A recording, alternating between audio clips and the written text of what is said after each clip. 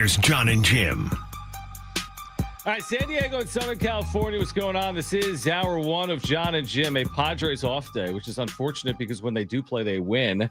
You have the 7-0 Padres in Chicago tomorrow. The Dodgers, of course, they came back from 5 runs down to walk off on Shohei Ohtani bobblehead night to keep the Padres in second place technically because they played in Tokyo. Long sentence. And of course, it was Shohei Ohtani who had the walk off. Yeah, of course. So they are 8-0. But speaking of Padres Cubs, did you know I worked in minor league baseball? I always forget if I've shared that with you or our listeners.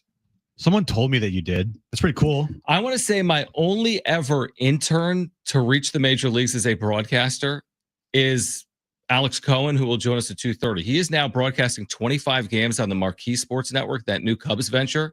He will join us coming up at 2:30. Boog Shambi's their TV voice, but he does Sunday Night Baseball for ESPN. So Alex Cohen is calling 25 Cubs games this year. He was in Tokyo with the Cubs when they lost those 2 games to the Dodgers. So Alex will join us coming up at 2 p.m. I think he spent 2 or 3 years with me in AAA as an intern. Everybody has spent time with you.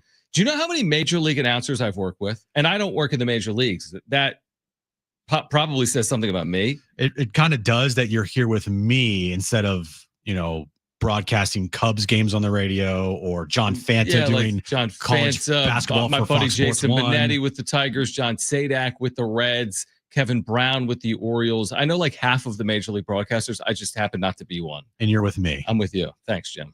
You're welcome. Way to ruin my Thursday. Oh, I think way to ruin your life or what do you got, Brent? I was just going to say, me being a Cubs fan, he was also like the broadcaster of the year for Iowa Cubs. That's for right. Like the minor leagues. That's how we last ended year, up the year there. before. That's right. So Alex Cohen will join us at 2:30. Annie Heilbrunn, friend of the show, right? And she's forever been a friend of the show, even when we couldn't have her on because she was on our competition. But Annie Heilbrunn will join us coming up at 5 p.m. Much more on the Padres 7-0 start. We mentioned this yesterday, Jim. I don't know if you saw it. You may have seen it on social media. I posted something about the Padres 7-0 start and the Dodgers 8-0 start. This is the 5th time in baseball history this has happened. Not the Padres and the Dodgers. The 5th time in baseball history you have any 2 major league teams 7-0 or better in a season. And like 3 of those instances, Jim, are before like World War I or World War II. This does not happen every day. Now, the shame of it, if there is any shame, I thought you brought up a really good point on maybe the wrap-up show, maybe here, that we don't get to see Padres Dodgers in April, which you've basically seen probably every year in the history of these franchises. We won't see it until June, but that doesn't take away from the fact that these teams are literally unblemished over a week into the year. Yeah, I don't like that scheduling quirk. I agree with that. I mean, look, the last 4 years especially, you could argue there's been no better rivalry in baseball than Padres-Dodgers. I could take it back to 2020 season, which was pretty intriguing too. Mm-hmm. And I was 20, 21, 22, 23, 24. This is the 6th season. It's been pretty interesting. Yeah, I would say. Yankees, Red Sox, I know. Dodgers, Giants, I know. But yeah, the Giants were good in 2021, and they've been average at best every year for the last 10 years. Dodgers have been really good, obviously. But the Padres-Dodgers dynamic, to not have them early on in the season, especially after what happened in the postseason last year with all that drama and the fact that all the Dodgers did after they won their World Series was talk about how great the Padres were. So now we got to wait till June. I mean, baseball messed that up. They really did. To your point, because I'll make this point, that it is true that one of the iconic rivalries in the sport is in the division. And you could say it's not Padres-Dodgers. It's historically Giants-Dodgers. So to your point, okay, they missed the boat on Padres-Dodgers and they don't meet until June. Well, surely the Dodgers play the Giants in April, right? I mean, it is Dodgers and Giants. They don't play the Padres in April. They don't play the Giants. I don't believe. I could have this wrong, actually. Yeah, they don't. They don't play the Giants in April. It's just, I'm all for the universal schedule, but someone should think about it when they put the thing together. Because when you're playing in a division that is as good as the NL West, the teams, you're playing 4 series against each other. You can put one in April. You could put one in June. You could put one in July. And you can put one in September. To not play until June is absolutely short-sighted. Now, is it going to mean something in June? Yeah. Will we be excited for it when they meet twice in a 10-day period? Yeah, we will be. But it does feel like they're missing something early in the year. I agree with that. They are. It's a huge fumble by whoever, made this schedule. Imagine if they met Friday night at Dodger Stadium. Oh, my God. Someone probably wouldn't win. That would Somebody happen, John. would end up not being undefeated after that. That's usually how baseball works. There's a winner and there's a loser. They don't Not have the ties. Cactus League. Well, Cactus League doesn't count. But it's a major misstep by baseball and obviously they didn't know that these two teams were going to be the two best teams in baseball out the gate. No, but they saw the NLDS, didn't they? I watched. Did you see what Dave Roberts said? Did you read the Ken Rosenthal article? Sinister Sling. I mean, are you paying attention? I mean, the ratings in that series were through the roof. We saw our YouTube channel. Exactly. You're right. It blew up. 100%. And to not have them play until June, it's just a huge misstep by baseball because they are the two best teams in baseball right now. They're the only teams that are still undefeated. And it is one of those things where it's like, of course, when the Padres have literally the best start in their franchise's history. Oh, by the way, the Dodgers still are in first place in the division. Do you think we'll look up in June, like what you just said? Hey, these are the two best teams in baseball. That's hard to argue just based on record. And the Padres have played a real schedule, as we've talked about. Do you think when they do square off, we'll say these are two of the top three teams in the sport by then? The Dodgers should be in that category, obviously, based on the year they're coming off, the start to their year, and their expectations. Will the Padres 2 months from today be considered one of the top three teams in the sport? I hope so. Nobody knows the answer to that. I'm just kind of forecasting. Yeah, I don't know. I hope so. That's a ways away. It is. It's not like it's a month from now. It's 9 weeks. Yeah, it's a good amount of time away. But I do think the Dodgers will be one of the best teams around then. Who knows with the Padres? If they stay relatively healthy, I could see that with the way they've played to start this season. But it's one of those things where we're just gonna have to wait, and it sucks because I would love to see, the Padres go up against the Dodgers with a little bit of like a measuring stick series to start your season. You started 7-0, they started 8-0. All right, let's see who's best team in baseball at this early part of the season. Do you think that would change the narrative on the way last year ended if they met this early and the teams were undefeated? Does that trump the ending to last season? Like, what's the lead in the UT? Is the lead, hey, they've met in the postseason. The Dodgers claim that the Padres are the best team in baseball until they beat them and then they won the World Series? Or is the lead, hey, these are two undefeated teams squaring off here this weekend? Both.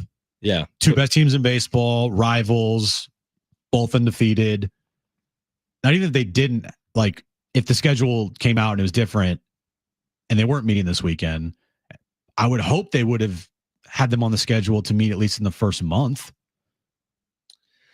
Yeah, no, I agree. I mean, I just think back on this. It's not just the postseasons. You're 100% right. They've met in 3 of 5 postseasons. They've gone back and forth. Padres won 1, Dodgers won 2. But it's not just that. It's the regular season meetings. They've been very impactful. There have been some of the best regular season baseball of the decade has been played between the Padres and the Dodgers. Now, again, at the end of the day, they're going to play 13 times or whatever it is. And that was always going to be the case over 162. Maybe there'll be more attention on baseball in June than there is right now in April, with other sports being played. So there's time. It'll still matter a lot, I think, in June. I also wonder, like, when they meet in June, what's the division even going to look like at that point? Are the Dodgers going to have command of the division by then? Hopefully not, based on the way the Padres have started. Well, it's the best division in baseball right now. I know Jesse Rogers yesterday was kind of trying to talk his way into maybe the AL East or the NL East, and I'm like, Jesse, I wanted to be like, Jesse, so far right now, the NL West is the best division in baseball, and it's not really even close. Well, he said it was being like brought down by Colorado. I'm like, well, that doesn't count. The other 4 teams are really good. You can't worry about the 5th. No, of course, there's always going to be one team in each division that's bad. How else could teams be awesome? Like, you're not going to have 2 100-win teams and then have all 5 teams in the division be really good. It will never happen. There's always that bottom feeder team, and this year it will be the Colorado Rockies. They're the bottom feeders. Mm-hmm. They're awful. And the National League West, John, we talked about it last night on the wrap-up show. They have won 22 consecutive games between the Dodgers, Padres, Giants, and D-backs. The winning streaks, if added up, are 22 games. Correct. Right. So 8 for the Dodgers, 7 for the Padres, 4 for the Giants, 3 for the Diamondbacks. Is that right? Correct. That equals 22. That is amazing. Mm-hmm. And we talked about this, like, hey, the Giants are 5-1, and they're behind both. Again, it doesn't even matter. But there's a belief that the NL West could have 3 playoff teams. right? Whether Yeah. it's Arizona and San Diego with LA, whether it's San Francisco and San Diego with LA, whatever the combination is, there is a belief, and I think the first week has kind of allowed us to go further down that path, that the NL West could, in fact, have 3 teams in the postseason in 2025. I think it's very realistic. Not a guarantee, but I do think it's very realistic. Now, back in the day, I think it's harder, Jim. I think without the universal schedule, if you're San Fran and you're meeting the Padres and the Dodgers a combined 38 times, I think it's harder to put together the record. Or if you're Arizona, but you don't square off against these teams as much, which allows you maybe to win elsewhere. But would you think it's more likely 3 playoff teams come out of the NL West or 3 playoff teams come out of the NL East?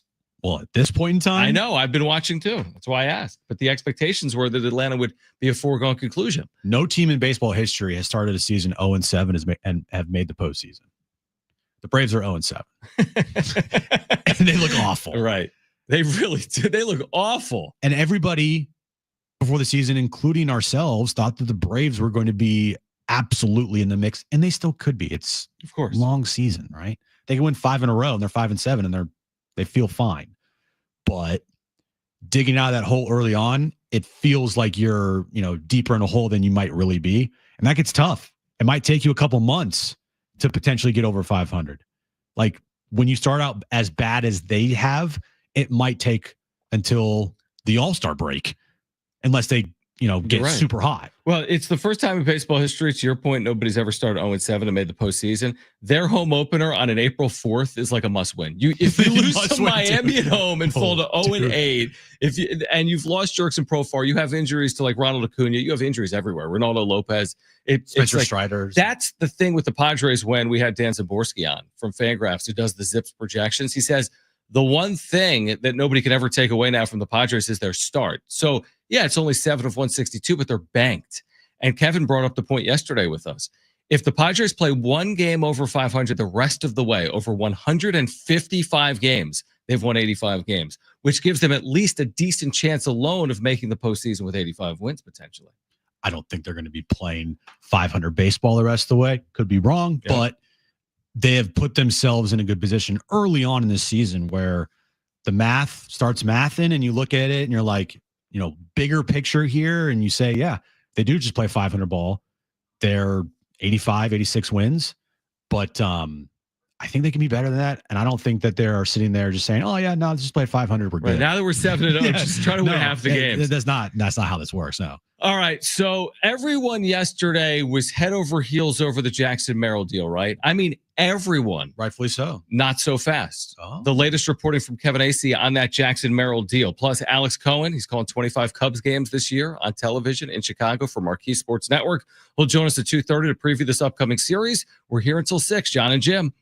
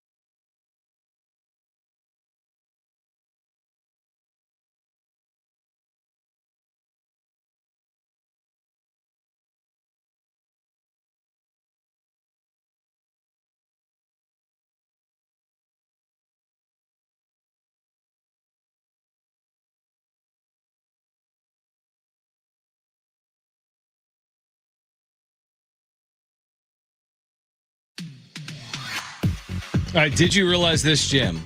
No. Alex Cohen, TV announcer, Chicago Cubs, will join us at 2:30. You knew that. But all next week, it's iHeartRadio week on Wheel of Fortune. What? Yeah. With surprise appearances by some of the biggest names in music. It's also your chance at home to win incredible trips to exclusive iHeartRadio events. Watch Wheel of Fortune. Check your local listings. iHeartRadio week on Wheel of Fortune. Is the wheel going to be a radio?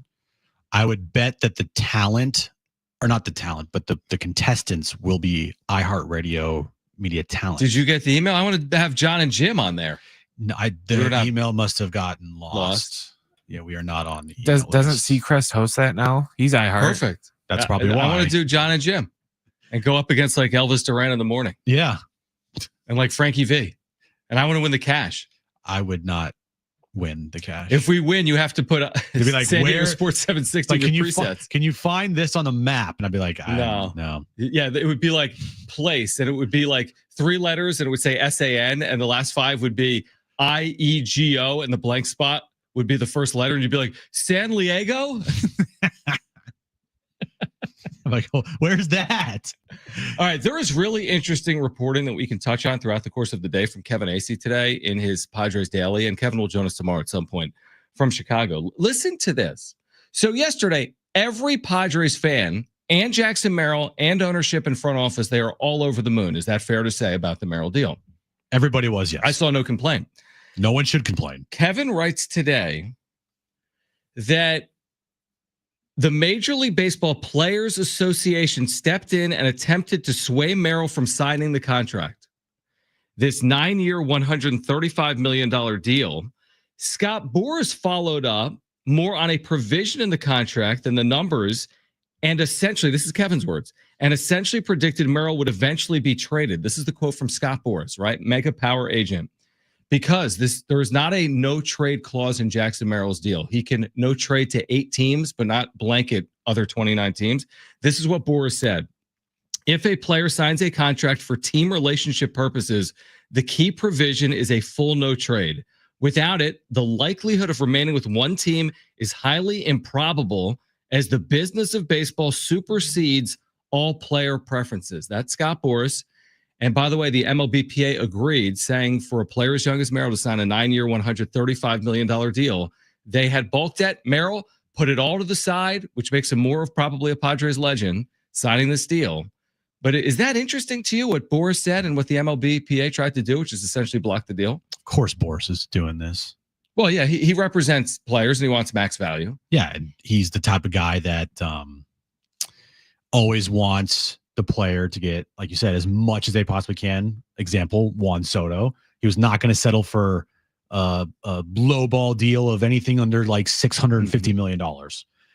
It just, to me, I look at this and I'm like, yeah, Jackson Merrill is even more of a stud for just saying, yeah, I just don't care about the money. Yes, the money, I deserve to get money, but I'm not going to sit here and bitch about it and not sign. I just want to play ball. I just want to be a part of this team. I love this city. I love this fan base. I love this team. I want to sign a deal so I'm secure, and everything else is just like secondary to me. All that I care about is just going on the field and just, helping this team win and as many games as possible. And because of that, makes the kid even more beloved, in my opinion. He should have done the 9-year minimum deal. 9 for 9 deal to put pieces around him. Listen to this. Merrill's partial no trade clause excludes the Padres from sending him to 8 teams.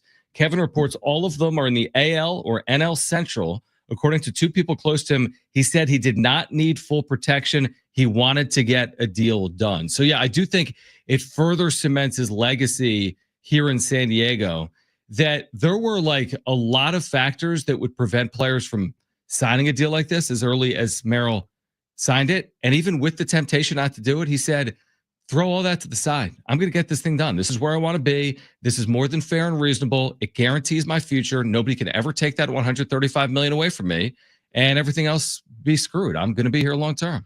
Do you think they're more upset that it's 9 years? Because 9 years is a long time.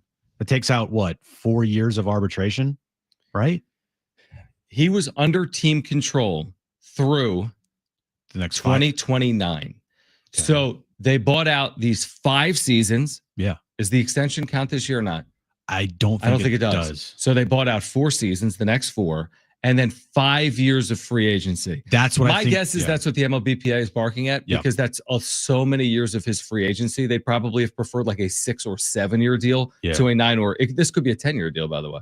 Could be. Right, because there's the option, and there's even a club option potentially for the 10th year. Corbin Carroll signed for was it 7 or 8? Good question. Might have been 8. I can look it up.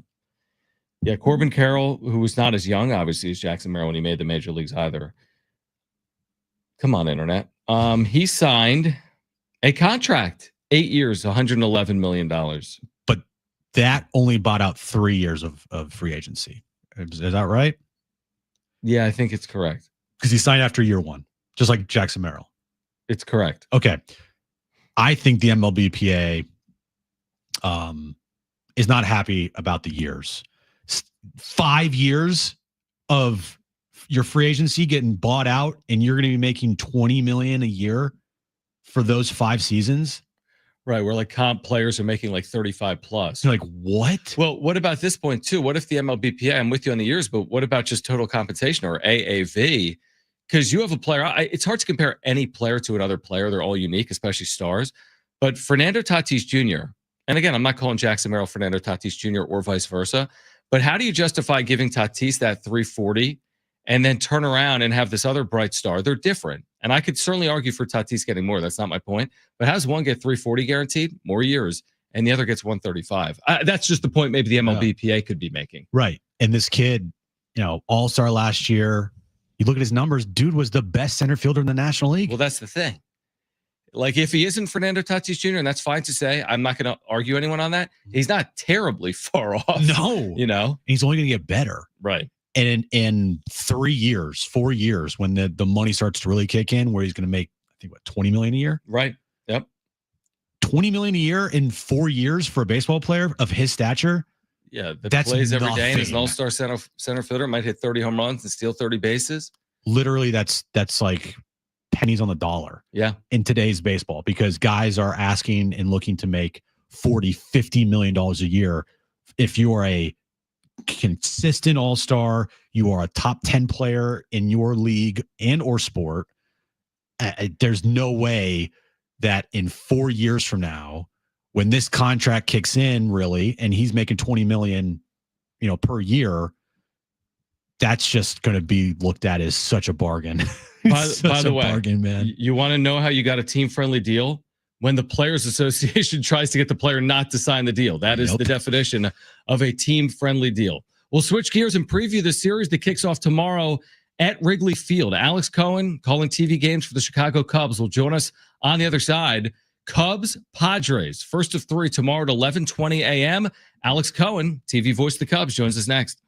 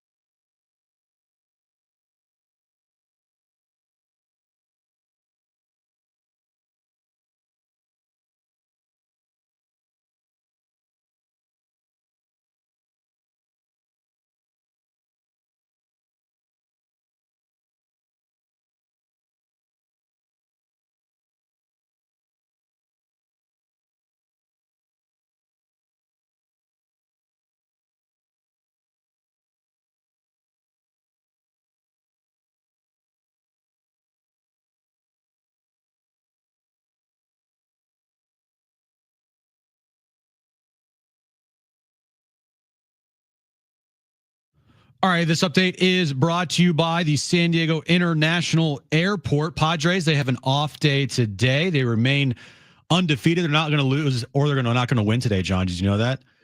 They're going to take on the Cubs tomorrow, starting for a 3-game series in Chicago, 11:20 a.m. first pitch time here in San Diego. And news in the NFL, Geno Smith has signed a 2-year, $75 million contract extension with the Las Vegas Raiders. San Diego International Airport is getting an upgrade. The new Terminal 1 opens this fall. Lots of elbow room, faster security lines, and more dining and shopping options are on their way. Check out all the upgrades at newt1.com.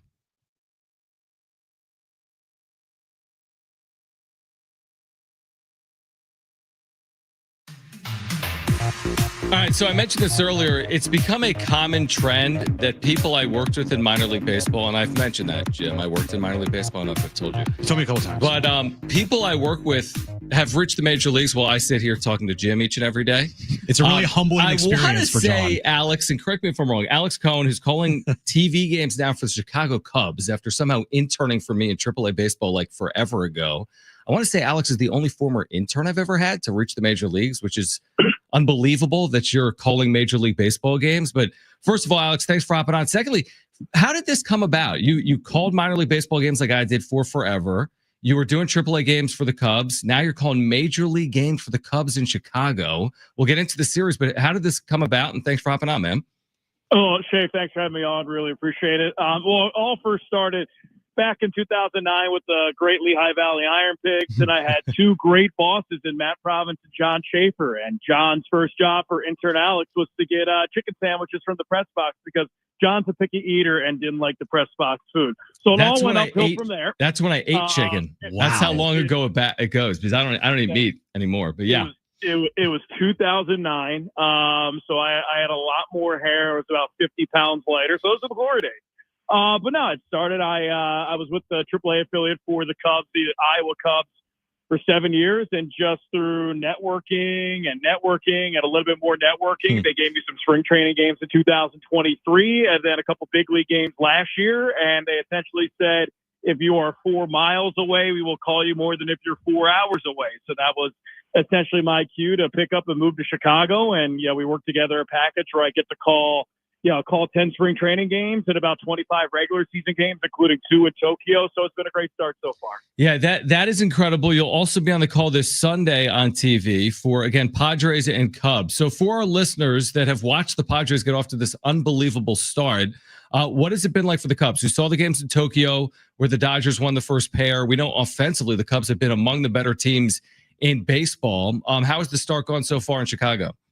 Well, it's been non-linear. It's been walky. I mean, when you start, with 6 days in Japan and 2 games against MPB teams and 2 games against the Dodgers, and then you come back and you play 5 spring training games, and then you play 4 games in Arizona against the Diamondbacks, and then 3 games to open up that ballpark in Sacramento. It's a little bit of a different start, but I think you saw in Sacramento where the ball flies, the offense was, clicking on all cylinders, and you lose Cody Bellinger last year, but then you get Kyle Tucker, and Kyle Tucker is becoming Kyle Tucker again after a tough spring, and Seiya Suzuki is becoming one of the best right-handed hitters in the National League. I think offensively they've been really good. That started about midway through the Arizona Diamondback series. The big question has been the bullpen.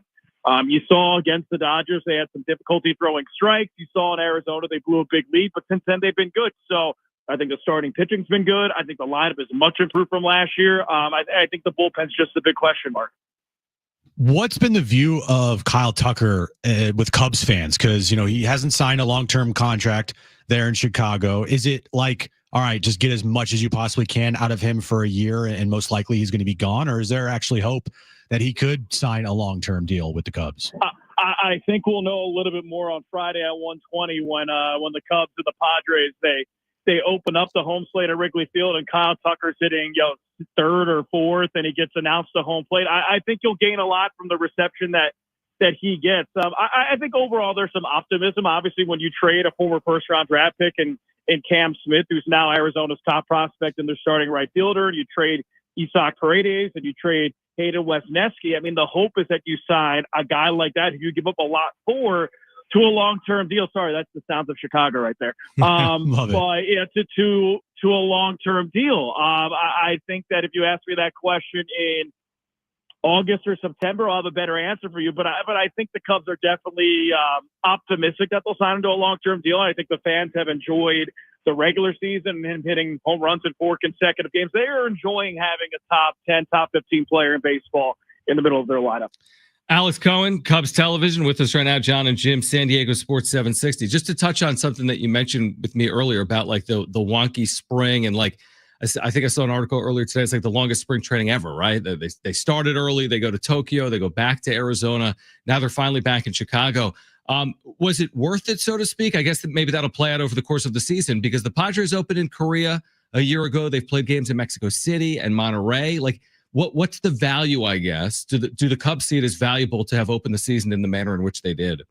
I mean, I think that there are some positives. I think that when you bring a team over to Japan that early in the season, there's a lot of continuity that's made there. And when you add new pieces to the team, like a Kyle Tucker and like a Justin Turner, they need to get acclimated. Mm-hmm. And what better way to be acclimated than on a 12-hour flight from Arizona to Tokyo, then 6 days in Tokyo where you don't speak the native language, and then coming back to the United States. So I think that a trip like that definitely builds continuity. I think that it ramps up the pitchers a little bit more, where it gets them into live game, important action, where let's face it, you have spring training, and that third, fourth week of spring training, there's a little bit of a lull. Well, the Cubs didn't have that. So right now, I think their pitchers are a little bit more immersed in pitching in, as I said, high leverage innings and high intensity innings than the rest of baseball. So I think it helps pitching. I think it helps team continuity.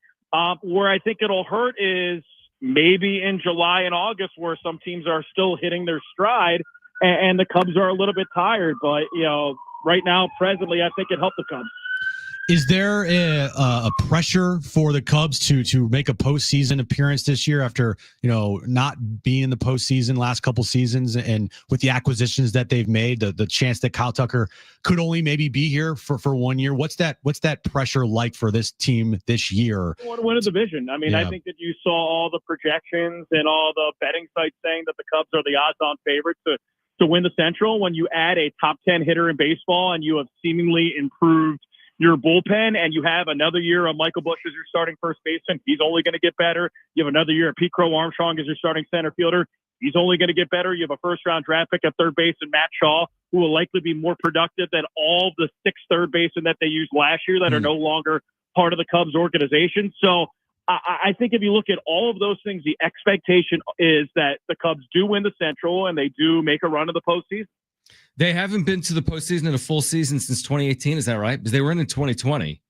That is true. So I mean, in 2018, and then obviously in 2016 and 2017, they had a nice run at it as well. So. No doubt about it. They were okay there. No doubt about it. They were decent. Yeah, Alex Cohen, Cubs TV, with us right now on Jon and Jim. What's your perception here of the Padres? 7-0. You saw the Dodgers, who are 8-0. Jackson Merrill gets this long-term deal. It's been pitching. It's been hitting. It's been running. It's been fielding. Overall thoughts from afar of what San Diego's done so far? I think it is indicative of San Diego, just the city in general. Vibes are high. So when you guys have 75 degrees and warm weather. Did we lose him? Alex is still there. Are you there, Alex? Let's see if we can connect with Alex there. He's like, that was it. You guys have 75 and sun. All right. 75 and sun. Sniper. Beep, beep, beep, We're going to get him back. Yeah, I blame our phone system. All right. We lost you there for a moment, but thoughts in general, Alex, on the Padres start?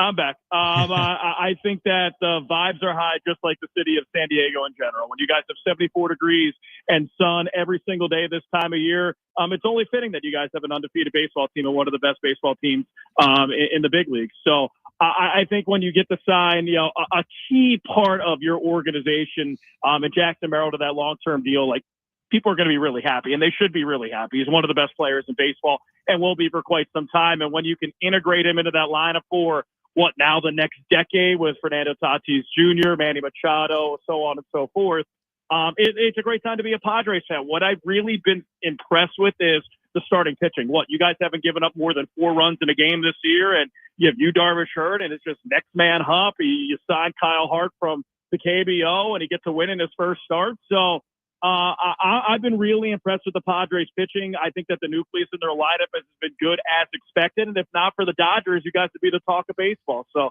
I've been pretty impressed. Yeah, it's just so Padres. They're out to their best start in franchise history. And oh, by the way, the Dodgers are 8-0 and in first place in the division.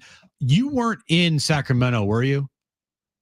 So I was in Sacramento twice, Okay. or not with the team, with the Cubs, but I had seen minor league baseball at that ballpark 2 years in 2018 to 2019, and ball flies there. You'll get some nice Coors Field offensive numbers there. So no, I was not there during the series with the Cubs, but I do know the ball flight of what was Raleigh Field and is now Sutter Park Field. Yeah, I was just going to ask you. Obviously you watch those games.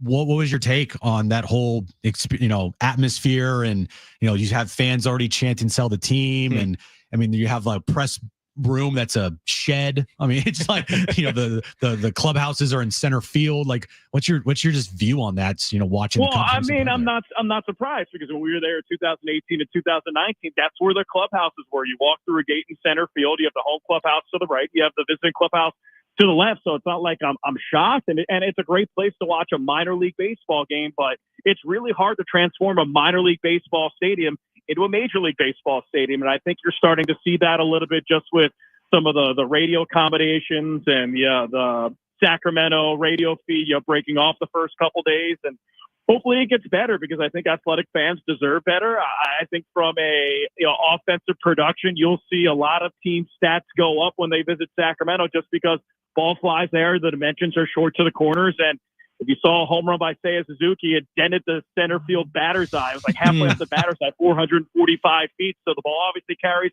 the center as well. So I think fans will be entertained when their teams go out to Sacramento, just because they're going to score a lot of runs. Well, the Padres go out there after the Cubs. Yeah, Padres are going there to open a series on Monday. Alex, I made the mistake of Googling Chicago weather, which I think is always a bad idea. Yeah. 45 and rain tomorrow, 47 and gray Saturday, 40 and sunny Sunday, 42 is a high in snow on Monday.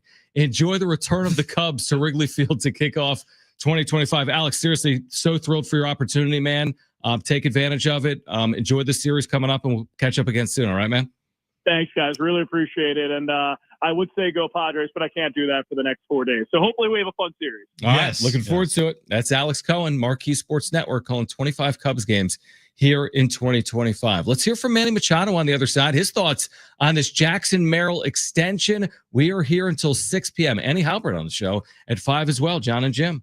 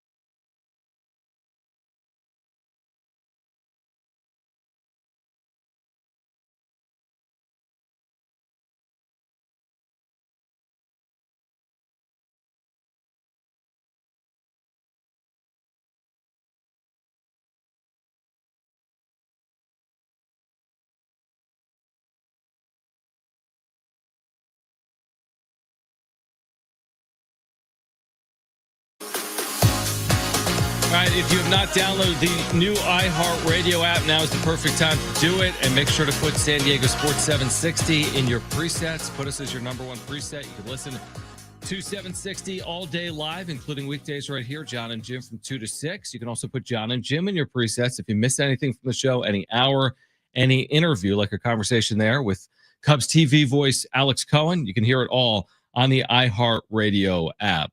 Annie Heilbrunn will join us. She wrote about Jason Hayward and what the Padres are doing on an off day today in Chicago. Of course, Hayward was with the Cubs for a long time. So the Padres in Chicago will catch up with Annie Heilbrunn coming up at 5 p.m. Now, we heard yesterday, I think, did we hear from Fernando on the Merrill deal? No, we didn't hear from. Nope. No, we heard from Fernando on the suspension to Jurickson Profar. Yes. Yeah. But Manny Machado, he spoke. I want to say this was before the game. No. Before yesterday's game? No. They don't talk before 1-10 Not a starts. day game, yeah. This was definitely after the game. Definitely after the game. This was Manny Machado after the game on Jackson Merrill's extension. Happy he's gonna be here for a long time. We got a nice little core group now, and adding our youngster to it, it's just makes it more exciting for the city and for this ball club. How important is that kind of stability, both for the team and maybe for a young player getting that kind of commitment from a team? Really? Yeah, definitely for a young player his age, that's huge. Kind of just shows you the commitment that the team has, shows you the faith that the ball club has in you, and you can go out there and just focus on playing baseball and not worry about the other stuff. And on a team standpoint, I mean, it's just nice to have everyone, knowing the same group is coming to spring training every single year, and we're out there and compete for many years. What's impressed you most about what Jackson has been able to do this early in his career? His work ethic, man. I mean, this kid is his butt off every single day, and whether the moment's too high or too low, he does the same thing every single day and continues to do it, and he's steady Eddie. And it's been impressive to watch. I've loved seeing him grow as a player, as a person, and to see him to continue to grow every single day and every single year. It's going to be a fun ride. For you personally, how fun is it to sort of to be a mentor to a young player like that and see that kind of growth? Yeah, it's fun. It's fun. We always joke around that he was there on my opening day up back in Baltimore, and now he's here. We're going to be here for a very long time and build obviously a incredible relationship for many years to come, and just to try to help him whatever way we can, lead him in the right direction. I think we've done a pretty good job so far, and it's just going to get better. So I'd forgotten that. So Merrill's a fan in Baltimore when Machado debuts in 2012. Now they're teammates. Now they're teammates. In 2012, Jackson Merrill was born in 2003, so he couldn't have been older than 9. Wow. So he was either 8 or 9. I don't know what his birthday is. Oh, it's in April. And Machado made his debut in August of 2012. Jackson Merrill was a 9-year-old. He actually could have been an 8-year-old if Machado debuted in April, but he was a 9-year-old. Think about that. He was a 9-year-old. That's wild. When Manny Machado made his major league debut, he was sitting there, popcorn and peanuts, presumably.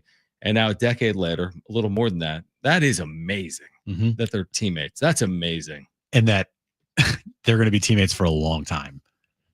In all likelihood, yeah. I mean, Manny's not going anywhere. Nope. Merrill's not going anywhere. I mean, if you just fast forward 9 years, I think Manny's probably still an active player. He's under contract. You would think. I would think he'd be an active player in his early 40s would be my guess. The DH for a reason. Yeah, exactly. And so I don't think he's just hanging him up. No, I don't think so either. He's gonna play for a while. Yeah. His swing can play. His swing plays. Yeah. His swing plays. So does Jackson's swing. Jackson's swing is just so smooth, so good, so nice to watch. But yeah, to hear, and it wasn't just Manny that spoke about Jackson Merrill. I mean, everybody in that clubhouse had glowing things to say about Jackson. And that's pretty cool to see when everybody in that clubhouse just doesn't have a bad thing to say about you. I like Manny's mindset right now because when I've heard him with the media throughout spring training and now early in the season, and everything's going fine. Obviously, spring training, who cares? And now everything's great. I just like where his head is. Like he's been very level-headed when I've heard him with the media so far. And again, here's a guy that's been through everything to that point that he just made. He debuted in 2012. Do the math. It's been 13 years. There's been everything that Manny Machado has experienced. I think he's learned from a lot.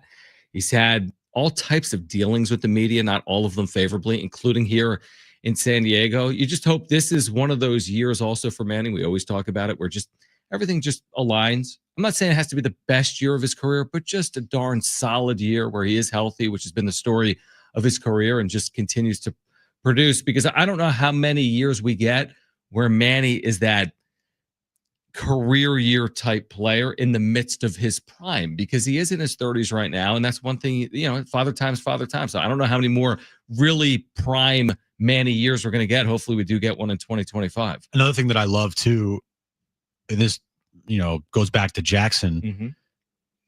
A lot of these guys come up and they're highly touted prospects, and, like Paul Skeens last year on the Pittsburgh Pirates. Mm-hmm.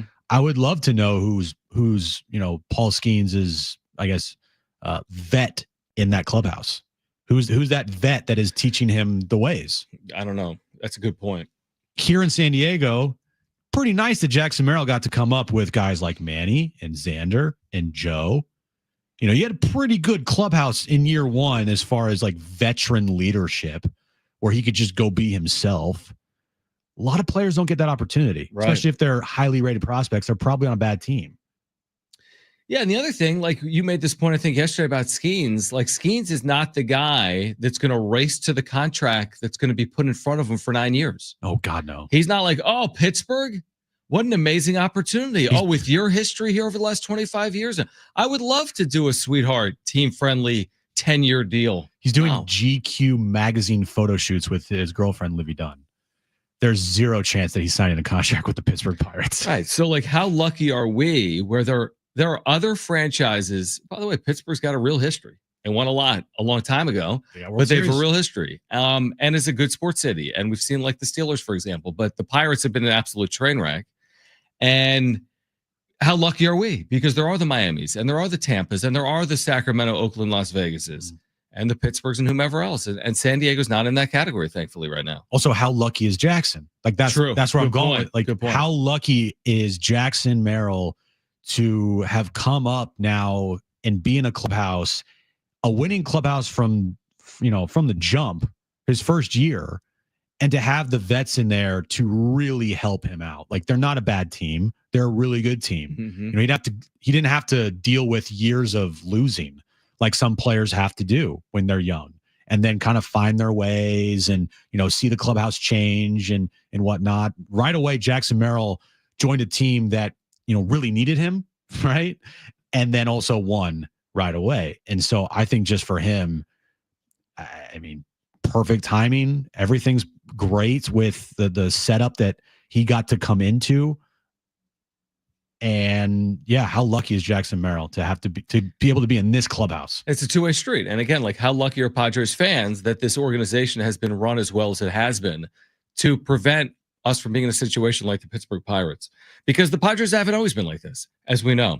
All right. Like you said, everyone chimed in on the Merrill extension, including Michael King on social media. What did he have to say about the Merrill extension? What does it mean for King's future? At 5 p.m., Annie Heilbrunn will join us on the show. We've got Willie Nelson and Bob Dylan tickets to give away in the 4 o'clock hour. We're here until 6. Hour 2 of Jon and Jim on the other side. Stay with us.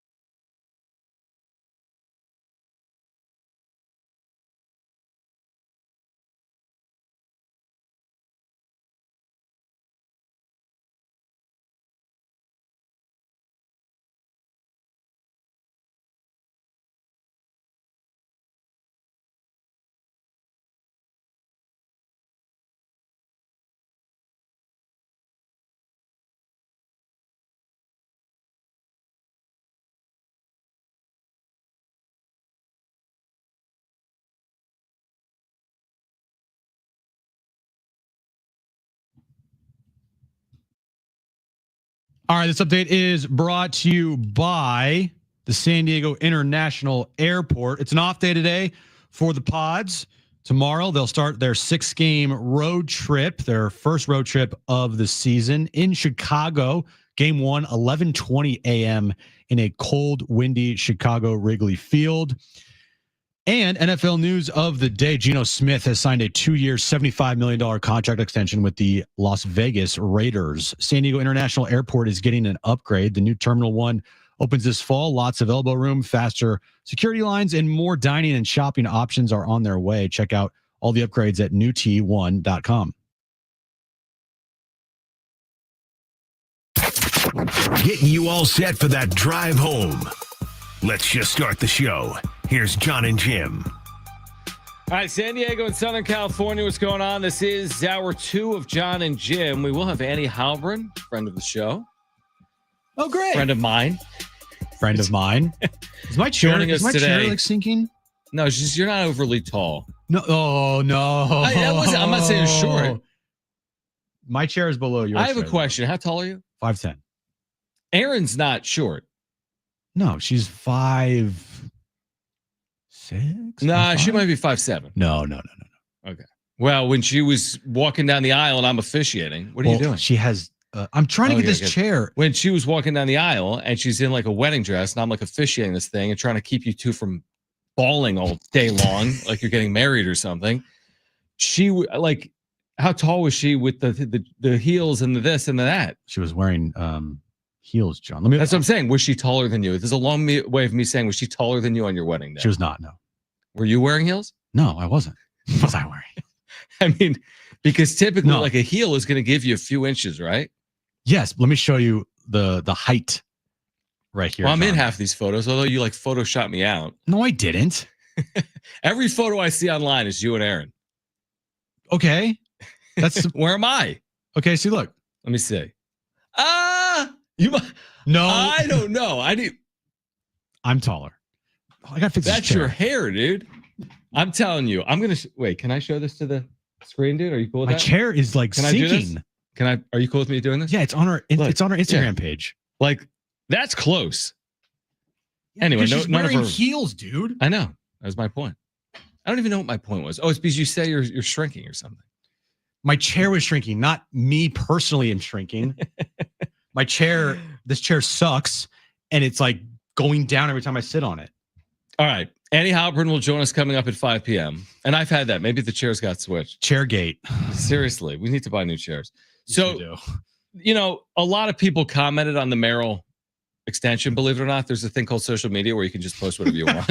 What? So, like, all these people commented from minor league teams like the Lake Elsinore Storm. They can comment. They have accounts.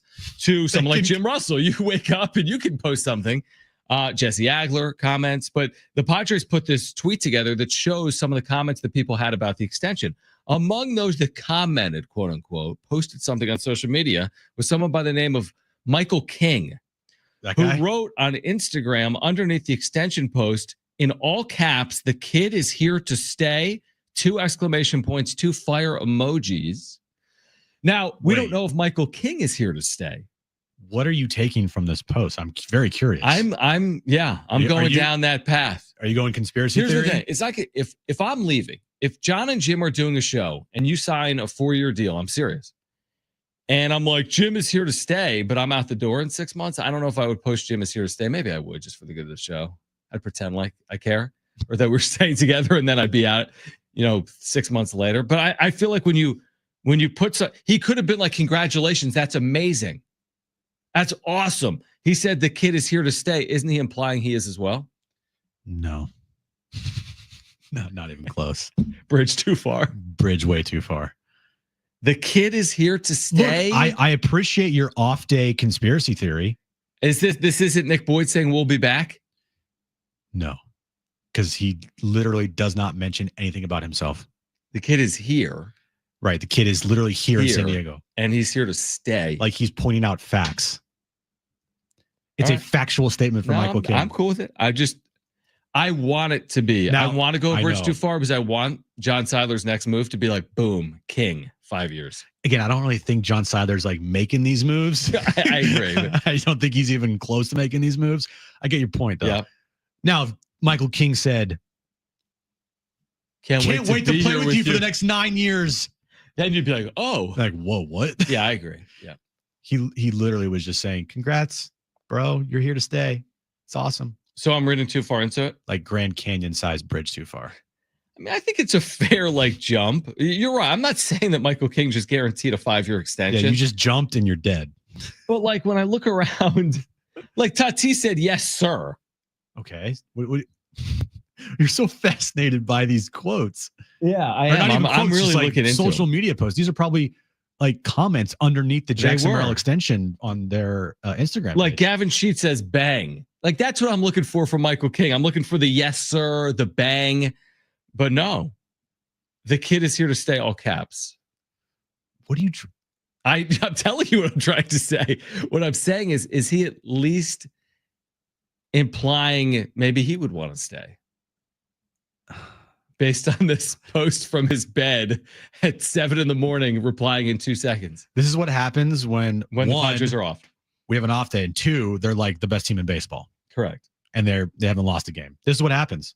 I agree. We take 4 words and it was like 6. 6 words, and we try to bridge a gap and make it into Michael King says he wants to stay with the Padres.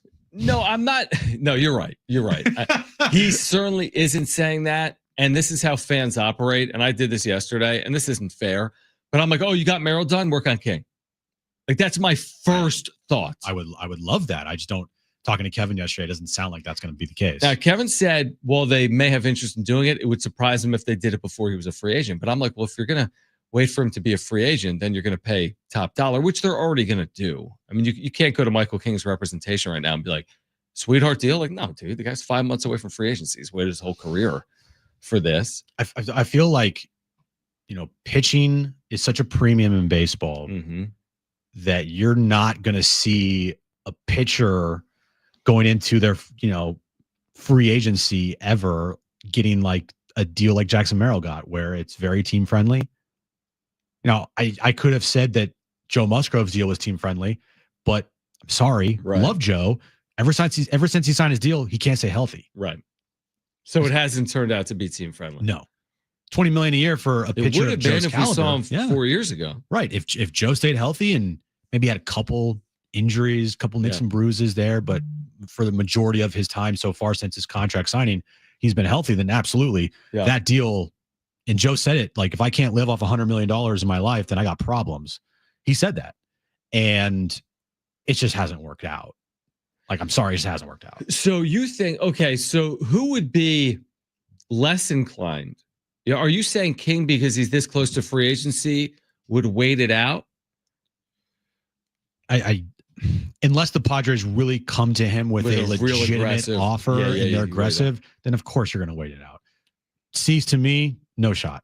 No, Cease is no shot. No shot. King, and if he gets if by the All-Star break he's say he's an All-Star, then you're really going to have to, if you're the Padres, bring something strong to the table, or King's going to go to free agency. Yeah, which again, I guess would be my assumption. I think if you go into it assuming all these players have reached free agency, they're not going to let you down. I went into the season assuming King, Cease, Arise are free agents at the end of the year. I always assume, and I mean, it's hard to probably go look. Name me the last time a player in baseball played out a contract year, went into free agency, and then returned to the team he was just on and signed a big time contract.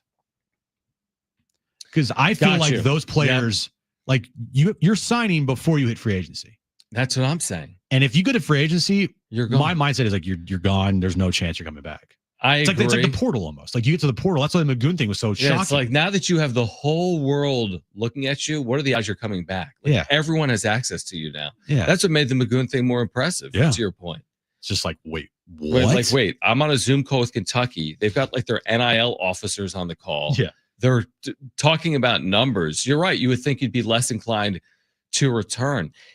Again, I want to live through every day of the 2025 season. We had some of this in the wrap-up show. Like, man, I can't wait for October. You're trying to do this. You're trying to do this. I told you the other day, I don't care and I don't want to care about the Michael King extension. And you're bringing it up. Well, the reason I am is I see Jackson Merrill sign this long deal, and I'm like, let's keep all these band pieces together. Because I do want to see the 2020s be the decade of the Padres, like Peter Seidler said. And it may very well be, even if Michael King is a free agent. How about this? At the end of the year. How about we worry about the 2025 season instead of but here's but the issue with that, it's like when we do wrap-up shows every night, and then someone's gonna be like, why are you analyzing this one game? Let's just wait until the end of the year and see how it all shakes out. But those people don't know what they're talking about. Exactly. And we have to talk for 4 hours. That is true. And the Padres aren't playing today. I come from a standpoint of my view on this. Let this thing play out. You're going all in for this season. You didn't trade away King, Cecil, Rise, or Suarez to, help your payroll. Right. And so you're all in for 2025. So go for it. And you know what? That's their job to worry about 26, 27, 28, and so forth. Yeah, which they are worrying about. We don't have that job. And they are worrying about it because something like this Jackson Merrill deal tells you that there's always one eye in the future. I mean, they have a minor league system for a reason. And guys like Leo DeVries and Ethan Salas, they think are going to be part of their future as well. So, Of course, there's always one eye on the future. The best of all worlds is when you're really good at the major league level and you have the ability to invest everywhere. System, extensions, free agency. And by the way, that's who the Padres have been. They've been able to develop their system. They've been able to make trades. They've had large contracts. They've added free agents. Like, this is who the Padres have been this decade. The one thing they're missing is that really deep playoff run. And nobody can predict when that comes. Hopefully they get another crack at that this year. And, that's all I can say about that. But I'm with you. I mean, listen, am I reading too much into Michael King saying, good job, man? He just said he wants to be here for 13 years. Don't get me wrong. From a fan's perspective, knowing guys are under contracts for a long period of times, it gives you a sense of relief. Yeah. Do I want to go into that team store and pick up the King jersey right now? That's my point. No, I want to go pick up a Jackson Merrill jersey. Right. I was thinking about this the other day. Okay. If they did not have a game at 1:10 and my car battery didn't explode on me. You were going to go buy a jersey? I was contemplating it. You were going to buy an authentic. Now, jerseys are in the cart, but yeah, which jerseys? These? DH Gates. DH Gates for $12.55? No chance. Dude, my Toddy I wear is $13 jersey. Like 3XL, goes down to your knees. They spell Tatis like looks like a bathrobe. T-O-T-I-S. The Padres in the front is P-A-R-D-E-S. So true, dude. Yeah, I know, but these things aren't cheap in that team store. Look, they're nice. Don't get me wrong. All of the Jackson Merrill jerseys are in the cart. I just don't know which one I would want. You're going to buy, when's the last time you bought a Padres jersey? You have one. But also, I was thinking too, I am the jinx. Now, I haven't been recently, so maybe I'm okay. Yes, you have been. What are you talking about? What do you mean I've not been the jinx? Right. You went to senior night. I'm on a good run right now. Right. You've gone to STFC. They haven't lost when you've been there. I've been to every home match. Yeah. They haven't lost a home match. Right. I've been, the final game for the Aztecs, blew out Nevada. Right. Padres won that game. I'm on a heater for my standards. No, that's a fair point. That's a fair point. All right. More of what Kevin Acee had to say today in his newsletter about this Jackson Merrill extension. That's on the other side. We have Manny Heilbrunn joining us at 5 p.m. We'll get to the wrap at 4, and we have Bob Dylan and Willie Nelson tickets today to give away. We're here until 6. Don't go anywhere. Jon and Jim.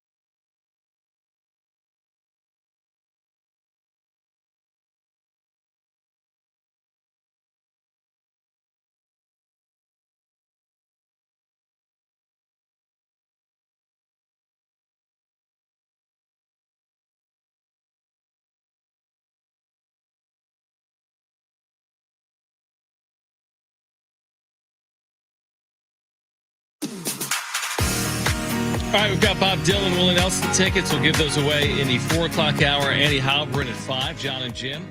San Diego Sports 760. So surely, Jim, the Padres' odds to win the division have gone up exponentially since they've started 7-0, right? Of course. I mean, they have to, because before the year, we talked about it, and we had Dan Zaborski on Fangraphs, and he's like, well, Dodgers have a 90% chance of winning the division. And okay, that makes sense. So you're thinking, well, there's other teams in there. Maybe the Padres have, a handful percent chance of winning the division, but now they're 7-0. So what do the odds look like right now in the NL West?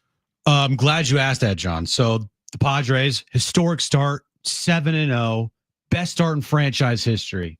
Their odds have gone up to win the National League West. From 4% to 5%.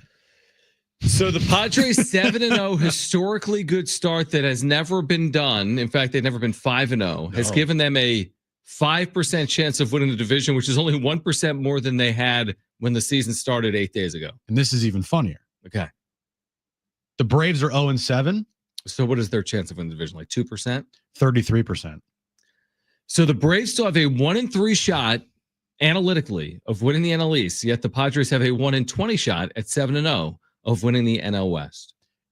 Yes. Do you know what that means? What does it mean, John? That the Dodgers are historically good according to analytics. They're viewed as historically good. Right. Yes. That's all that means. Like if the Padres were in the NL East, they would have a 40% chance of winning the division. If they were in the NL Central, they'd have a 50% chance of winning the division. Bro, if they were in the Central, they'd have like a 97% chance. Not 97, but a much higher.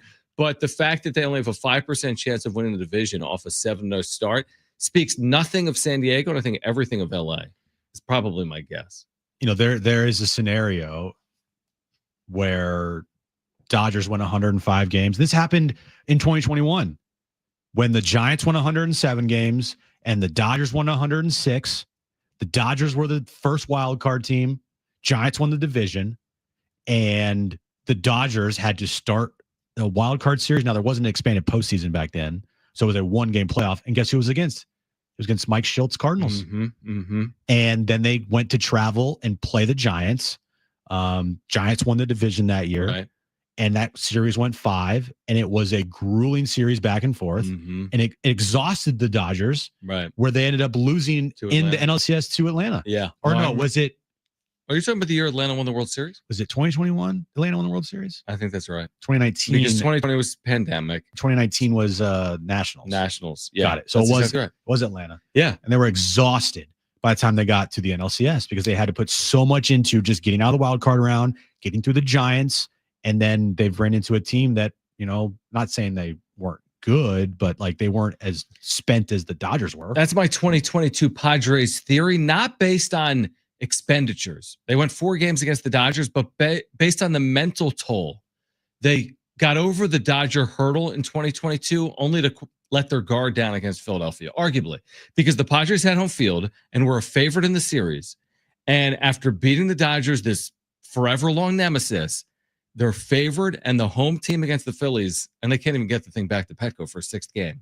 So it's like I don't know if they used all their team energy. It felt like mentally they had done it. They beat the Dodgers, but then they couldn't get past Philadelphia. Well, the Dodgers this year used up that series against the Padres in the DS round, everyone was saying it and proved that to be true. Like, winner of this series is going to win the World Series. Right. And that was a mental grind, that series. Yeah.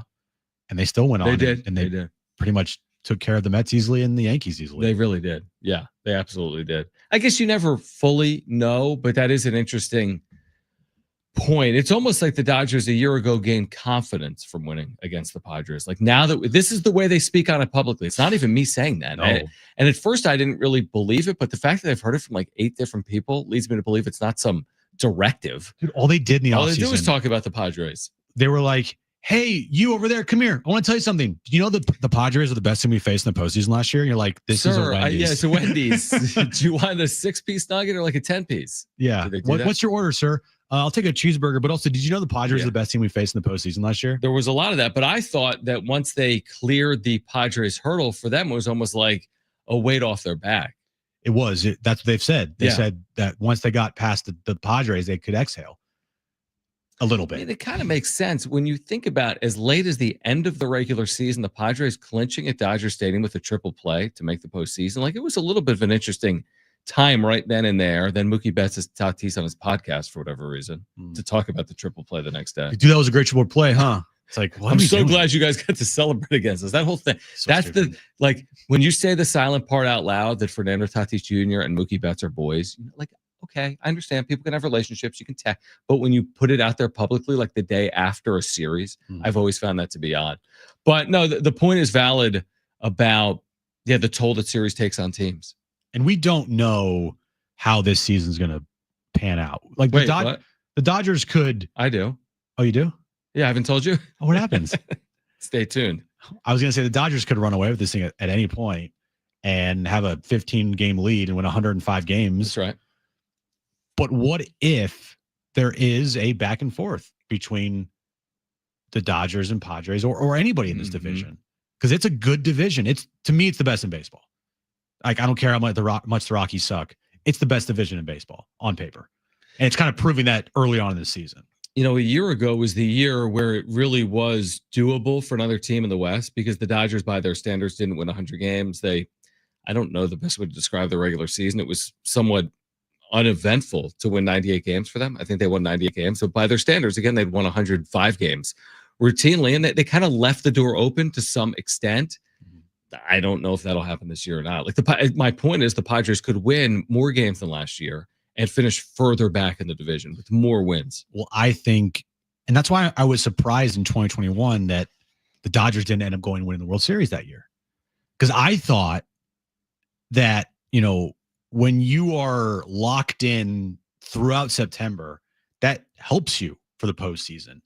We've seen a lot of times the Dodgers run away with the division and run away with the best record in the National League and kind of just like let their foot off the gas, and then they lose in the DS because they've had a month and a half of nothing to really compete with. Right. So I don't know if you could say it'd be best to expend all your energy to compete and try to win a division. If that were the case, and like both teams are like at 99 wins, and it's like one team's going to be in the wild card, the other team's winning the division, we're down to the final week of the season. We've talked about that before. And I also don't know if I love the whole win the division, take a deep breath, take the 5 or 6 days, and they get back up and try to perform at that high level. Some teams have been able to do it, some haven't. But it's now also, it is not a 1-game playoff like it was back then. Right. It's a mini series. Yeah, it's a best of 5 if you win your division. And it's a best of 3 if you don't. Yeah. And you make it as a wild card. But still, like, anything can happen. The Padres have been good in wild card series. Yeah. So far, the new format. They've won both times they've been in it. Mets 3 for 3. Atlanta, St. Louis, New York Mets. Yeah, that's right. So 3 wait, for 3. was 2021 the new format, or was it a 1-game series? Am I wrong here? 2020 was the 3 because of the pandemic. Oh, I don't know that's what they why. did in the 2021 MLB playoffs. I want to say that was a 1-game playoff. It may have been between the Cubs, or not the Cubs, between the Cardinals and the Dodgers at Dodger Stadium. And I think the Dodgers walked off the Cardinals. Correct. A 4-5 game. It was a best of 1. Okay. That's what I thought. And that was the last time we had that one-off wild card game. But you're right. The Padres, every time they made the postseason the last 6 years, it's been in the wild card series first and a bet 2 out of 3. And that's not easy. I mean, 3 for 3 in wild card series, like, you're thinking it's a flip of the coin in a best of 3 series. And look, you could win 106 games like the Dodgers did in 2021, not make the or you make the postseason, obviously, but not get out of the wild card round because you might run into some other team that's like super hot as well. Yeah, absolutely. All right, more on this Jackson Merrill contract from Kevin Acee today in the UT. Annie Heilbrunn today writing in the UT about Jason Hayward, a homecoming of sorts, heading back to Chicago. He spent 5 or 6 years there, won a World Series. What the Padres are doing on their off day here today in Chicago. So Annie will join us coming up at 5. We've got Bob Dylan and Willie Nelson tickets to give away, but more on this Merrill contract extension, what it means, and who said what about it on the other side.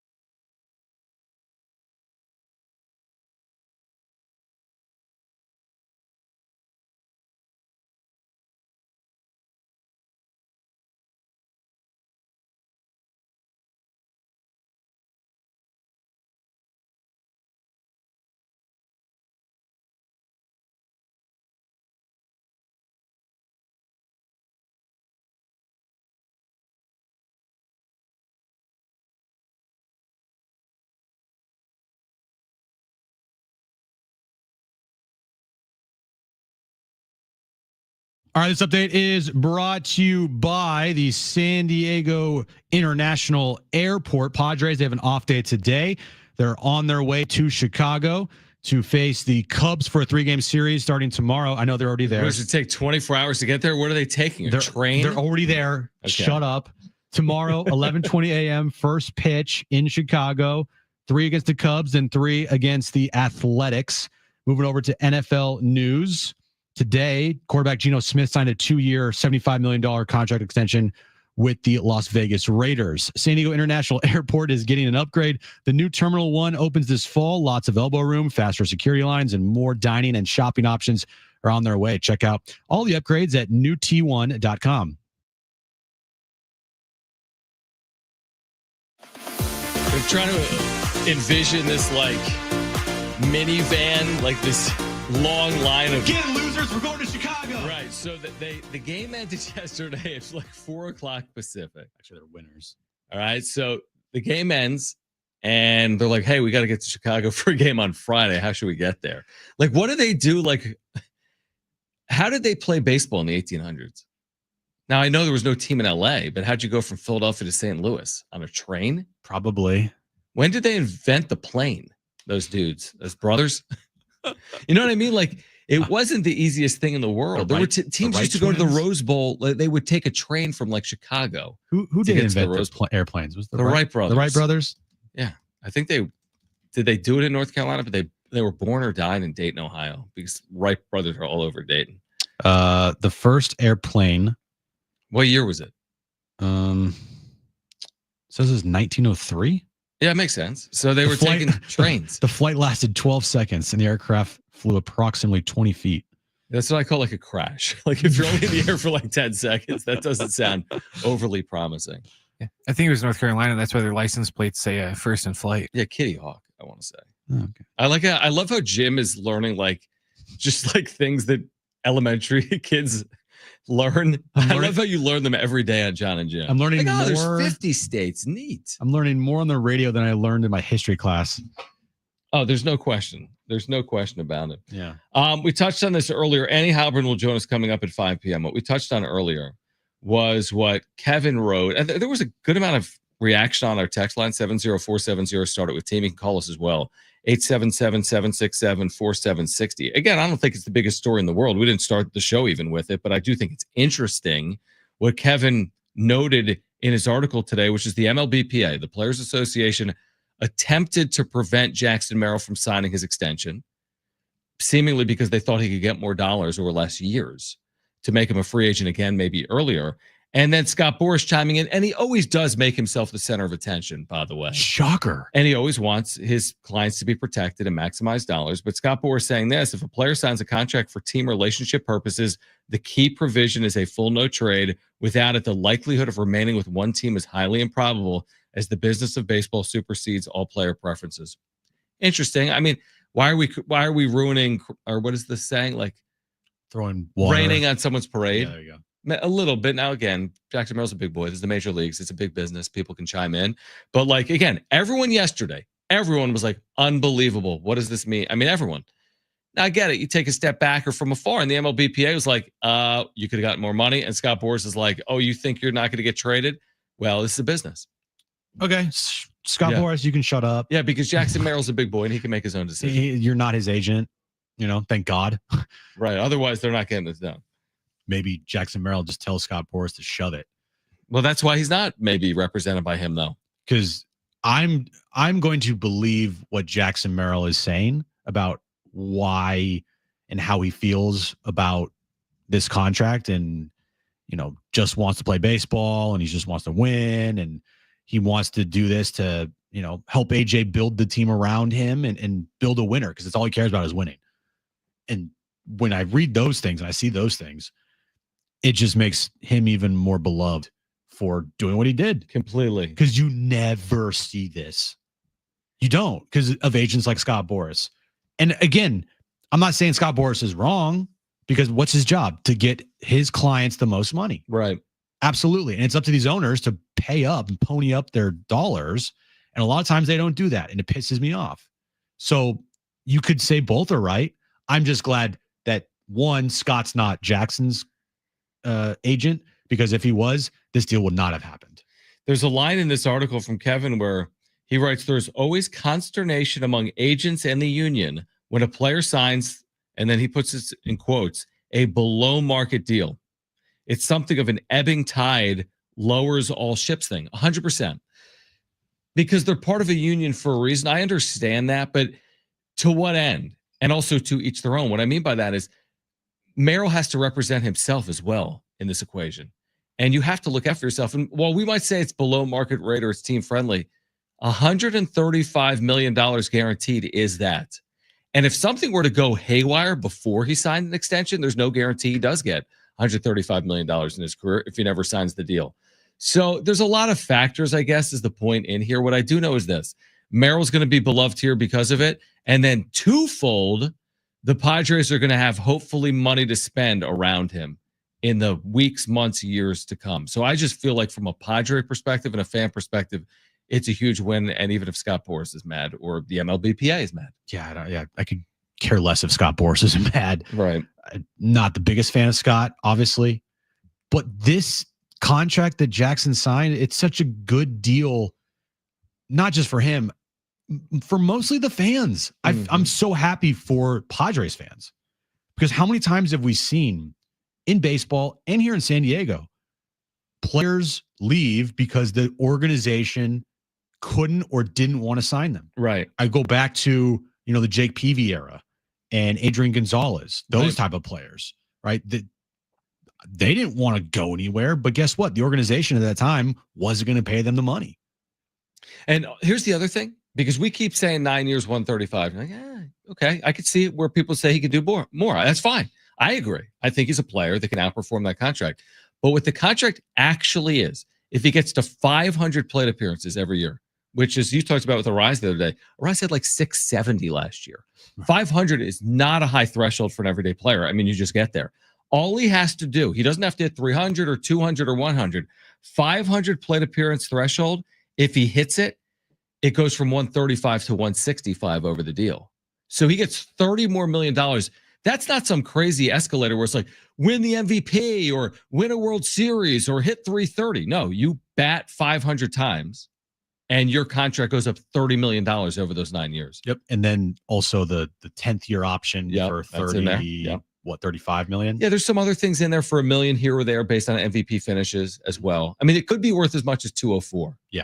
Which sounds to me like a lot more than 135 because it is. Obviously, I don't know the particulars of how this contract was drawn up, but I can bet you that when Jackson saw that in his contract, probably looked at it as a challenge. Like, all right, let's do this. I want something in my contract that makes me have to work every single day. I don't want to rest on my laurels. I want to say, oh, I got my payday. I don't have to work as hard. Right. And that's just the type of player that he is.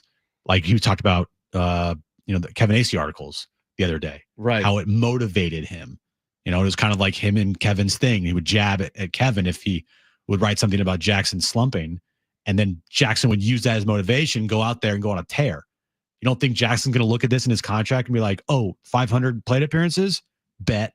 Easy. Yeah, the way Kevin wrote it was like basically the agent and Merrill see it as like a given, because Merrill fancies himself as a guy that you plug in every single day like Manny Machado. Why would he not? Yeah, I mean, the only thing that can get in the way of that is health. I mean, Merrill's going to play. Obviously, we've watched this guy. He's not a platoon. You don't give someone a contract like that not to play every day. So if he stays healthy, he's going to turn that into a lot more money. And again, it's like at the end of the day, it's funny to even talk about it because it's so outside of the realm of any human being, the idea of earning $100 million, let alone 135, let alone 165, let alone 204. Like if I got 135 just dollars tomorrow, I'd be like, that'd be great. I think it was Dutch that told us, or it said somewhere recently, like when you put in perspective that $1.5 million is earning $100,000 for 15 consecutive years, it makes you think about what kind of money is out there. What $1.5 million is to a lot of people is a fortune of money. And that's 1.5. Imagine 10 million, 100 million, or even more. And for some people, and it's hard to fathom because me and you don't have a lot of money, but sometimes the money isn't the main motivator for some people. That's exactly right. And if someone gets $100 million, they're perfectly fine with that.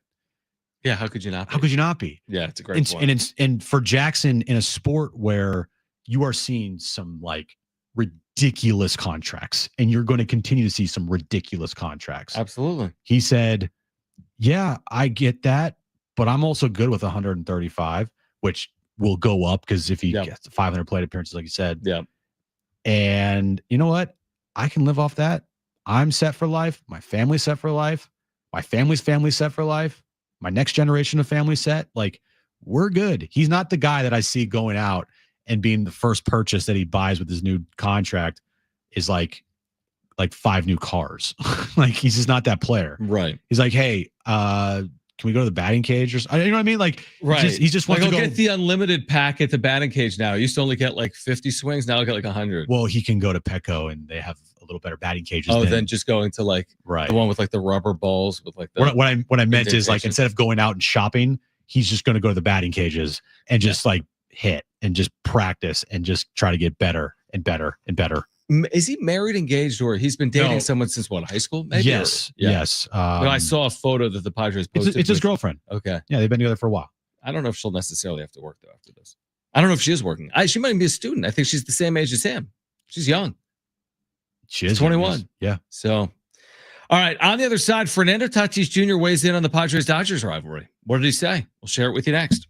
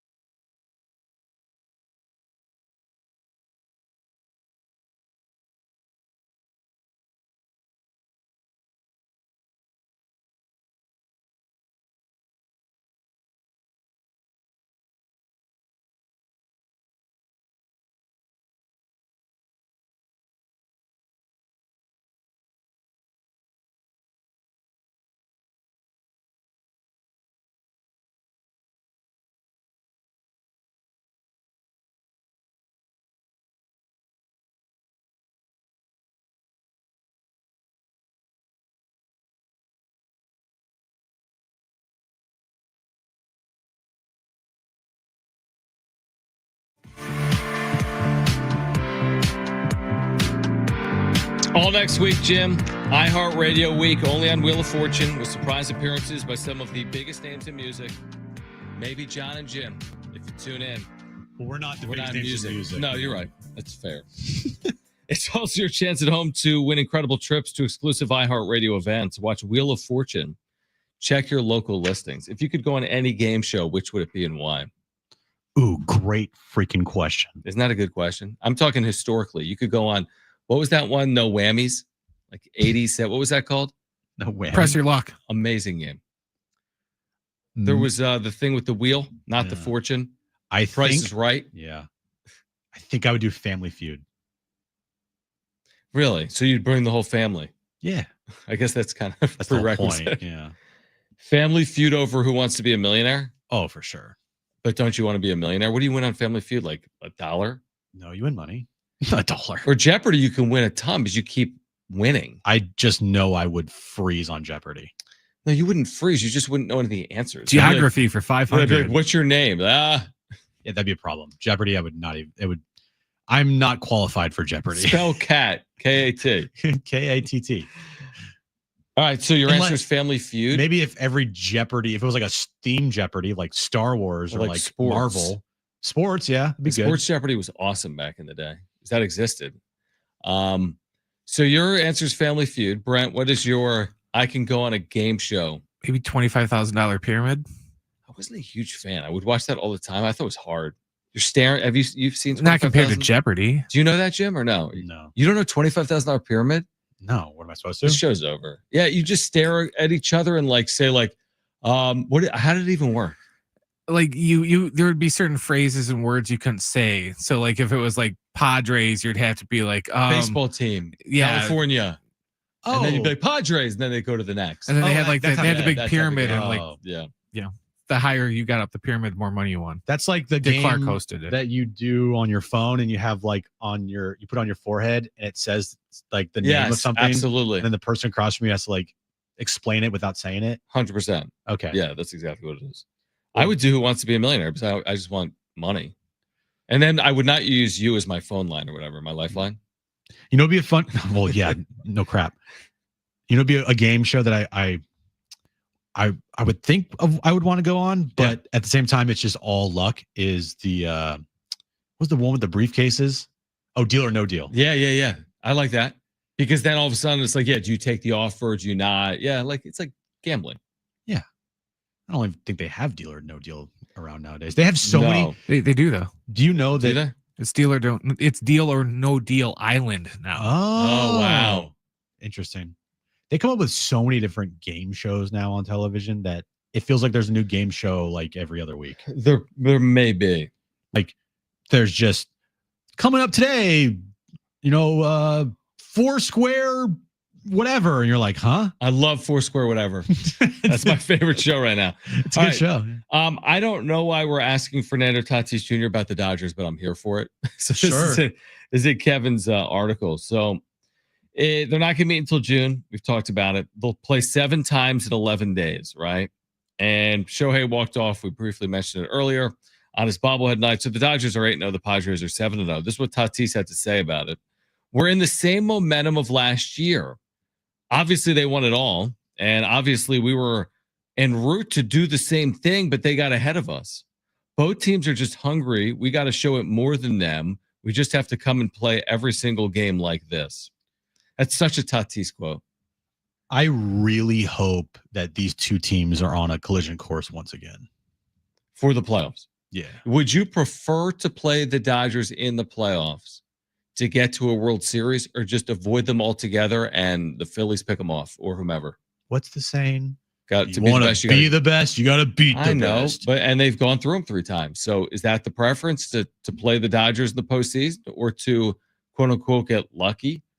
And someone else knocks them off. It's my preference just because I know how crazy that series was. Yep. It was electric. I don't think this team has any fear. And yeah, I would love it. Love it.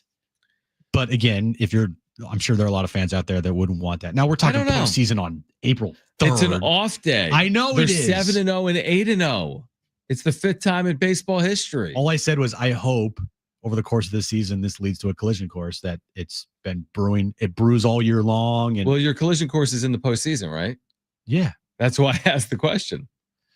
Okay. Right? I mean, the only collision course is if they meet I don't think it's the June collision course. It's like, oh, we're going to meet in a regular season game in June. Yeah, we're a game up. I mean, yeah, it'll be interesting to see where these two teams are when they meet for a first time in June and how they square off against each other. They could both be playing incredibly, but then if one team takes 6 of 7 or 5 of 7, that could change your thoughts on one of the other, the other team. They don't do like DVDs anymore for those teams winning World best, Series. dude. Those are awesome. Yeah. They do like YouTube, or now it's like Apple TV Plus is doing a Right. documentary on the Dodgers. It's World like behind a Series. paywall now to Right. watch your team's World Series. But I want the eventual Padres DVD or World Series video, whatever it is, to be like beginning of the year, Dodgers and Padres started out both, undefeated, and they just went back and forth all season long. That led to them facing off in the postseason in an epic series where the Padres finally prevailed. You know what I mean? Like,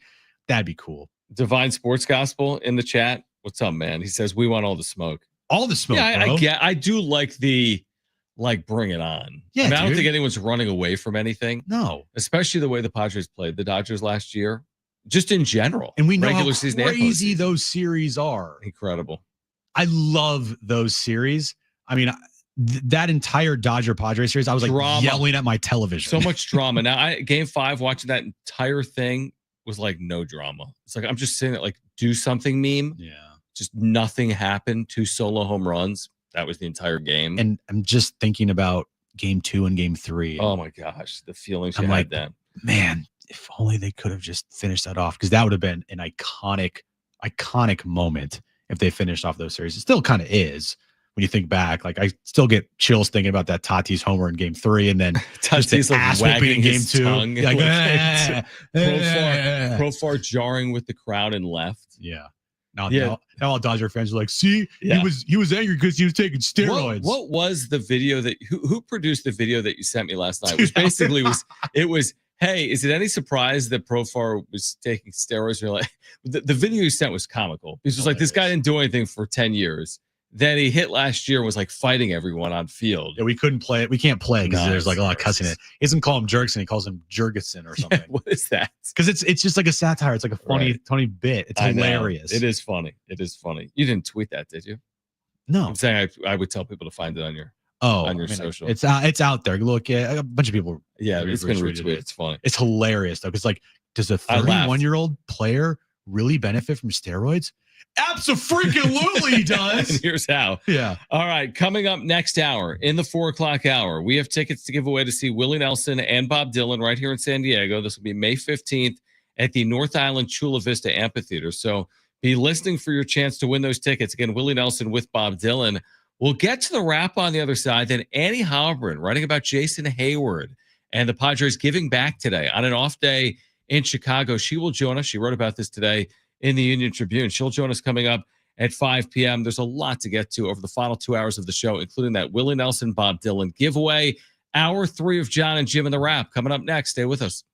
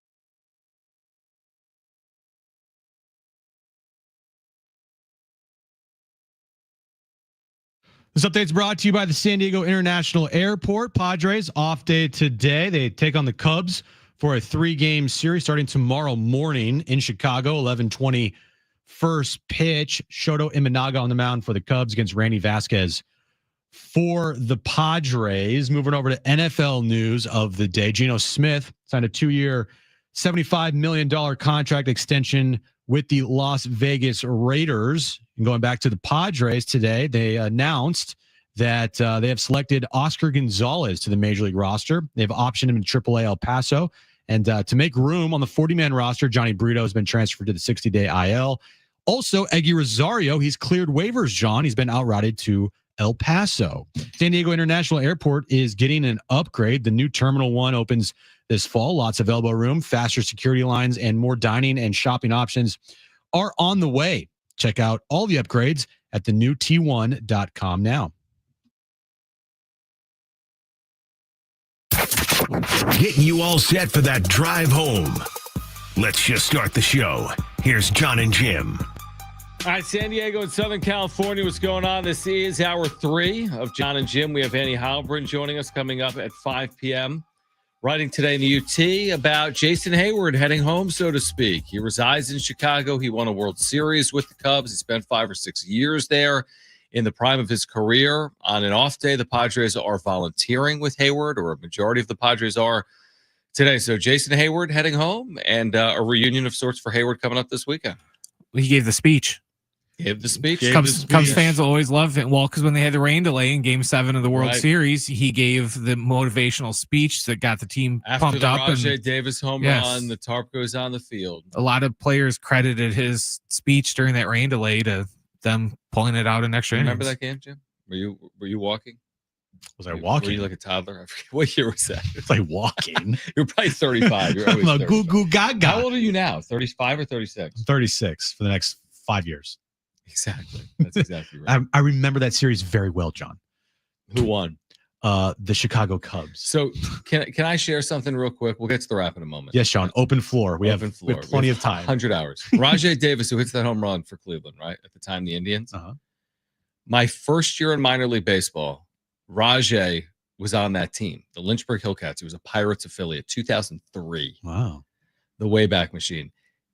He was one of my favorites. And then he had an unbelievable big league career. He was up for a decade plus. He would have been remembered. That would have been like the greatest moment, if not for what happened. Like, he hit a game-tying home run in Game 7 of a World Series that's basically not really remembered because the Cubs won their first World Series ever. I mean, since 1908. When that game was happening, Brent, what were you into it? How big of a mess were you by the time that thing ended? I just sat there in shock because I kept waiting for like the umps to be like, "Oh no, wait, no, his foot came off the bag. He was actually safe." And well, I mean, like the ups and downs of that game, because it was a back and forth game. I was mad because I didn't understand why Madden left. Yeah, of course. Aroldis Chapman out there for so long, and he pitched him so much in the series, where it's like you could tell that his arm was rubber, and it's just like, dude, you're sending him back out there again. So when I thought that was going to cost us the series. So when Rajai Davis hit that home run, how many F-bombs were dropped by you? Or were you just like silent because you couldn't believe it happened? I think I was just silent. Yeah. You know what's funny? I'm just looking real quick at that game.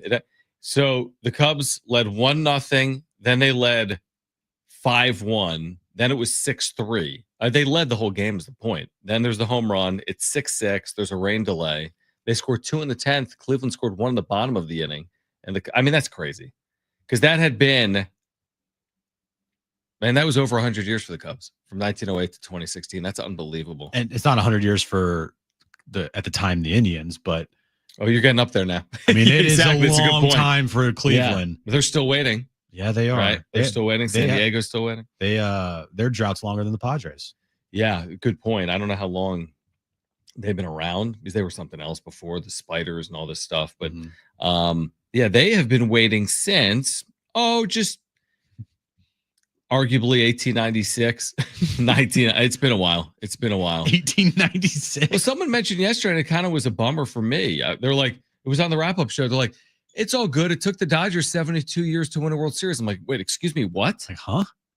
But the Dodgers' first World Series, when there were only 16 teams in baseball, was in 1955. And they had been around since the 1800s. So Padres have been around for 50-something years, but there's been other teams with droughts. Cleveland, obviously, the Cubs between World Series had the 100-year drought. Can we not have that long of a drought here, please? Thanks. Yeah, I always find it interesting for imagine you're alive for 100 years and you're a diehard and your team never wins, but they win before you and after you. You die and then they win the next year. Or a day later. That would suck. Doesn't that suck? You watch every game for 80 years and you don't win.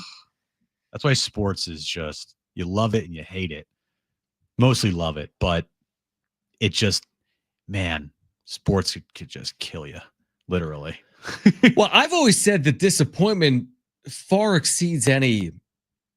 Because you remember the disappointments more than the wins. It's Rounders. You know me with the movie quotes. I feel like I do it too often. But in Rounders, you're like Jackson Merrill.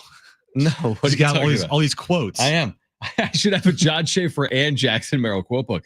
But in Rounders, right, there's the line of you don't remember your poker wins. You remember those heartbreaking losses. Heartbreaking on the river losses. Now, of course, if your team does win a World Series, you obviously remember that forever. Yeah, it's pretty good. But then you also in the back of your mind say, well, this year they could have won it and they didn't. They lost, or this year they could have won it and they didn't. And they lost. Well, it's there's two ways to look at even if you're a Padres fan and you haven't won a World Series, but you had 84 and 98 and that's to be celebrated. But then again, the end of 84 and 98 is the end of every season for a team that doesn't win. The Merrill quote, if you're not first, you're last. That's what he said yesterday. Championships are last. I don't want to finish in second, is what he said yesterday, which I appreciate. I just thought of this, and I don't know if it's a good question or not. Would you consider last postseason up 2-1 against the Dodgers, going 24 scoreless, the biggest heartbreak that you could for the Padres? I know the World Series obviously, but they were never in a position for the Padres. They were never in a position to win those series. Right, for the Padres, it's probably right there. It's not a baseball history thing because of Yankees, Red Sox 3-0. No, I'm talking about Padres. Padres. Yeah, I mean they don't have a ton of postseason history. They don't have a up 3-1 in the NLCS. They lose that series, or up 3-1 in the World Series. They have a game 163. They do have those. No, but you're right. I mean, go through their postseason history. They actually have a lot of excitement in 84 and 98 to get to World Series. The way they did it, but then they weren't competitive in the series. So yeah, I mean, if you just walk through these postseasons, there's not a lot to really go through. I'm just looking. So I would say yes. Yeah, I'm thinking of the biggest or most heartbreaking postseason moment for the Padres. Yes, if you want to put in the World Series for sure, but I'm talking about they had a 2-1 series lead and they were at home. I don't think it's arguable, honestly. I mean, you could just look. We could look Dodgers. At the 8 years they've been in the postseason. There's nothing that really resembles the disappointment of a 2-1 series leading the best of 5 series against a rival that is then lost. 05-06, they got taken out in St. Louis. St. Louis division rounds. Obviously the 07, the 163, that was heartbreaking from a standpoint of Hoffman was on the mound. They had a lead. But they're in Colorado and they lose that game. I don't think that's a 2-1 series lead in the DS against the Dodgers. I think it's heartbreaking, but I think the Dodgers series is more heartbreaking. Technically, that game doesn't even correct, but it's still it's not in the records. A monumental. I mean, it's such an important game. That's a heartbreak. Yeah, but to me, last year was a bigger one, and I could argue that. I know it's not a World Series, but it's up there. If you were to ask some diehard lifelong Padres fans, give me your most heartbreaking moment that you can remember. Obviously, there's recency bias here with last year's postseason. I don't think it's recency bias. I think that could have played out in 1969, and that's something that just stays with an organization. You had a chance to close out your rival. 858 says, I'm into year 40 of Padres fandom. They better win before I die. I'm almost dead. Please, Sad Fryer, who we met a couple of weeks ago. Thank you. Yeah, I mean, well, if you've been a Padres fan your whole life, you haven't seen them win. And there's people that have been a Padres fan since 1969. So hopefully it's coming sooner rather than later. And like you said earlier about sports, the thing is you don't know. I don't know if it could be this year with an 84-win team that gets in randomly and wins, or a 105-win team that wins a World Series. I mean, that's the thing. We don't know how it's going to play out. Yeah, Rich makes a good point, too. The 2022 NLCS, the Harper home run in Game 5. But they weren't leading that series. They were down 3-1. Right? Yeah. Yeah. They were leading the Dodgers series. That was a gut home. punch. I can't think of a bigger gut punch than that. No, I'm with you. Like, you can't compare, like, oh, Cody Bellinger went over the wall in Texas. Yeah, big moment, but they got swept in 3 games. And no pitching. Yeah, 2022, the Phillies, and okay, they weren't. To your point, they weren't really in the series once it got to Philadelphia. They were they were. It was 1-1, and then but I mean, they lost didn't do 3 anything in straight. Philadelphia. Yeah. So yeah, I don't even think it's particularly close the way that the disappointment was from the 2024 postseason. Because they're the favorites to win the World Series. Yeah, After for a Game brief 3. moment. Yes, After for a Game 3. brief moment, the Padres were favored to win the World All right, Series. enough of that. This team this year's 7-0. They're the greatest team just ever. And they got a 5% chance of winning the division. Jim told us earlier it's gone from 4% to 5%. Jackson Merrill signed a huge contract. Everything's great. I mean, it's been amazing. Why are we talking about last year? I don't. Off day, man. It takes you down some paths. It's been an amazing week with Merrill, with the crowds, with the performance and the play of the team. Right? It has really been an amazing week. Marty talked about it. Marty Caswell, our former colleague. Like, can you have a better week than this, Padre fans? And they only exist in October. Better weeks than this, I would say, because there aren't a lot of 7-0 weeks. I'm talking about ever. They don't have a lot of 7-0 weeks, like 7-0 homestands. So you're right. Enjoy it. Let's celebrate it. Let's hope that it continues. Because you're right. It's been an amazing start. Did they have a 7-game winning streak last year? Twice. Okay. In the second half. Never longer. 2 7. I was going to say they had to have because their second half was incredible. They did. So when they got to 50 and 50, they rattled off 7 straight. And then they did again within the next week or two. So they had 2 7-game winning streaks in the second half last year. But they didn't have an 8-game winning streak, and that's something that they can secure tomorrow with a win, potentially. Cubs have been weird. I looked at those, like what Alex was talking about earlier. Their team ERA is like 28th in baseball. And then they've hit all these home runs. They've hit 14 or 15 home runs. Now, some of that was in Sacramento, but offense has been good. Pitching's been bad. And he said their bullpen has been an issue. So, and also the weather. I don't know what to expect this weekend with the weather and home opener for the Cubs. We'll have it coming up in the wrap, which we'll get to on the other side. Like, what would you take? What's a good road trip now? Now that you're 7-0, like, what does a good road trip look like for the Padres? We can hit on that on the other side. Plus, Annie Heilbrunn will join us coming up at 5 p.m. She's with the UT. She's been writing about Jason Hayward, her thoughts on this unbelievable start for the Padres overall. Plus, this hour, your chance to win tickets to see Willie Nelson. That'll be with Bob Dylan. And that's coming up May 15th, North Island, Chula Vista Amphitheater, May 15th. Tickets and info at Ticketmaster.com. But that's in about 30 minutes. Your chance to win tickets to see both Willie Nelson and Bob Dylan on May 15th. Annie Heilbrunn will join us coming up at 5 p.m. I have a comment I want to share related to the portal for Magoon Guath because of some of the stuff I've seen on social media as well. But on the other side, the wrap. Stay with us here, Jon and Jim.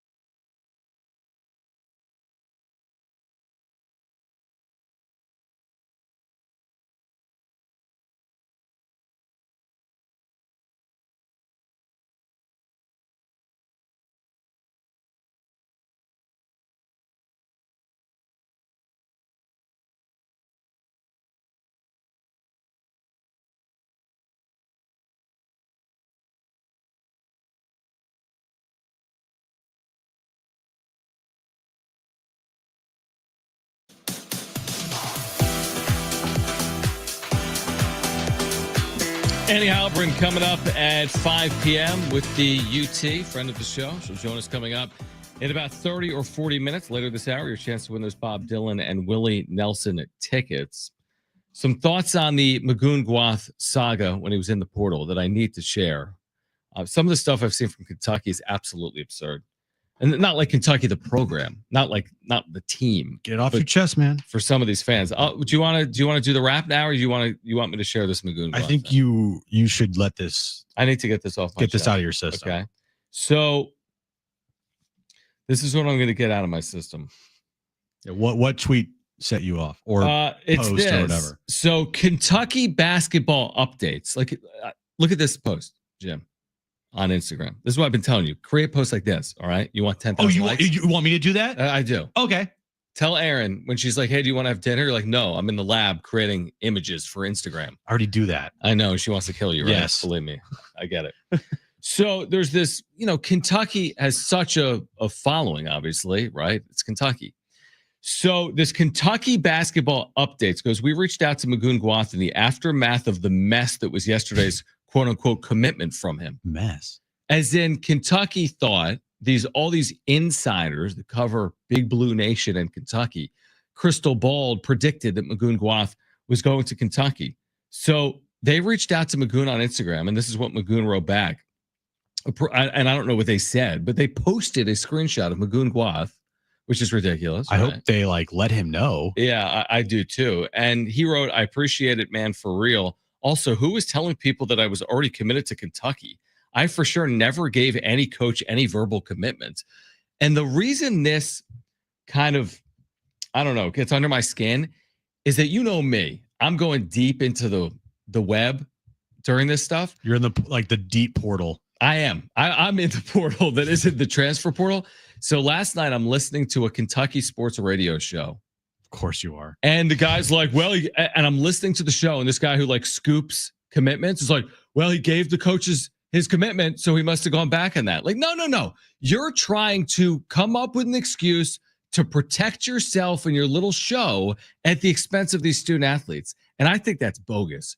You're basically making kids pawns in your little game when you get something wrong because you're pretending as if you have some inside knowledge you don't have. Is there really some dude at Kentucky Sports Radio that has a direct access to Mark Pope, and Mark Pope told him that Magoon Guath said he committed? That's a joke. When people get something wrong, they always try to protect their beep, because I can't say that word, right? You can say ass. They try to protect their ass, but I can't finish the word. Well, but they try to protect their ass to make themselves look good, as opposed to just saying, you know what, my bad, I got it wrong. I just hate that. Because Magoon Guath goes back to San Diego State, there always has to be an excuse or a reason, or blame the kid. Oh, he didn't go to Kentucky. He told him he was going to Kentucky, but he went. Oh, he went against his word. No, he didn't. That's his exact words. He said, no, but I didn't tell anyone I committed to Kentucky. So stop spreading that. It's almost like the reason why I don't want to know things. Yeah, exactly. You don't get deep into the portal like I do. No, I'm a big hey, just give me the sausages. Don't tell me how it's made. Right. I don't. That's how I am with vegan sausage. Yeah. Like tofu sausage. But right? First of all, what's it called? Because you do social way more than I don't even know how to do social. Right? I'm like, hi. That's my post. You've done social things where you're like, dude, Jim, look at this. And I go, did Jones make that? Yeah, that's terrible. What is it called when you're farming for content or aggregating it? All these things that companies do. Your engagement farming. But this is the worst of it. When you take kids and you put them into this when it doesn't go your way and you just want reaction and you want fake outrage and vitriol, you want to blame the kid because he didn't end up at your school. Yes. Right. We've talked about that. We're not sitting here blaming Lamont Butler when he spent his fifth year somewhere else. This is also not how it used to be in college athletics. So people are getting used to it. It's new. If somebody's getting paid millions of dollars or potentially millions of dollars to play a game, kind of feels a little fair game to me. Now I understand. Interesting. I see what I see what you're saying. It's almost become professional. Yeah. I'm not going to rip a high school kid. Gotcha. But college kid, now they're making money, good money. It's interesting. I hadn't thought about it that way. That's why in professional sports, especially, I don't think anybody's above criticism. in professional sports because they're getting paid lots of money. Huge public figures. Yeah. The money's crazy. And, they're playing a game for millions of dollars. Right. And now in college, they're playing a game for millions of dollars. Not like the last guy on the bench or the last guy on the football roster, but the star quarterbacks, they're making close to $10 million. The star basketball player, Cooper Flagg, he's making close to $10 million. With NIL, these endorsements and everything, yes, they're considered kids, but if Jackson Merrill did something that is worth criticizing him for, are you not going to criticize him because he's a kid, because he's technically a kid? No, that's a good point. I mean, that's a really good point. I hadn't thought about it that way.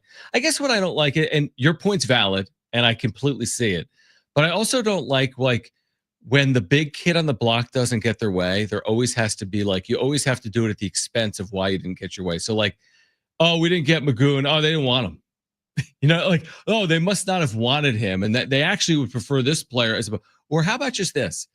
The player considered his options, and believe it or not, he chose something other than your school. It happens. Such is life. The Yankees don't get every free agent in the history of the sport. People have said no to the Dodgers before. Well, although not as much in recent history. You know what I would say to the Kentucky people and that radio host and whatever? Cry harder. That's my point. I mean, just cry, bro. Magoon's not on your team. He's on the Aztecs. So say whatever you want. Here's some tissue. Cry about it. Sucks for you. That's how I view it. Yeah, it's but again, they're so used to getting their way that when things don't go their way, they're like, how could this be? The only thing that I have a problem with there is I hope whoever messaged Magoon asked him if they could use this and post it. I hope so too. Because that is Bush. I agree. That's Bush. And maybe they did. I hope so. That's where I would criticize what this post you're talking about. Is I hope they asked Magoon, hey, is it all right if we post this? Because if not, that's ridiculous. Yeah. And again, a year ago, Lamont Butler goes to Kentucky from San Diego State. And I think by and large, people are rooting for Lamont to be successful. So Magoon Guath chose to go back to San Diego State. I think if you didn't get Magoon Guath, you should still root for his overall success. All right. On the other side, let's get to the wrap. Also coming up this hour, your chance to win tickets to see Willie Nelson and Bob Dylan, and Annie Heilbrunn from the UT will join us coming up at 5 p.m. right here on Jon and Jim.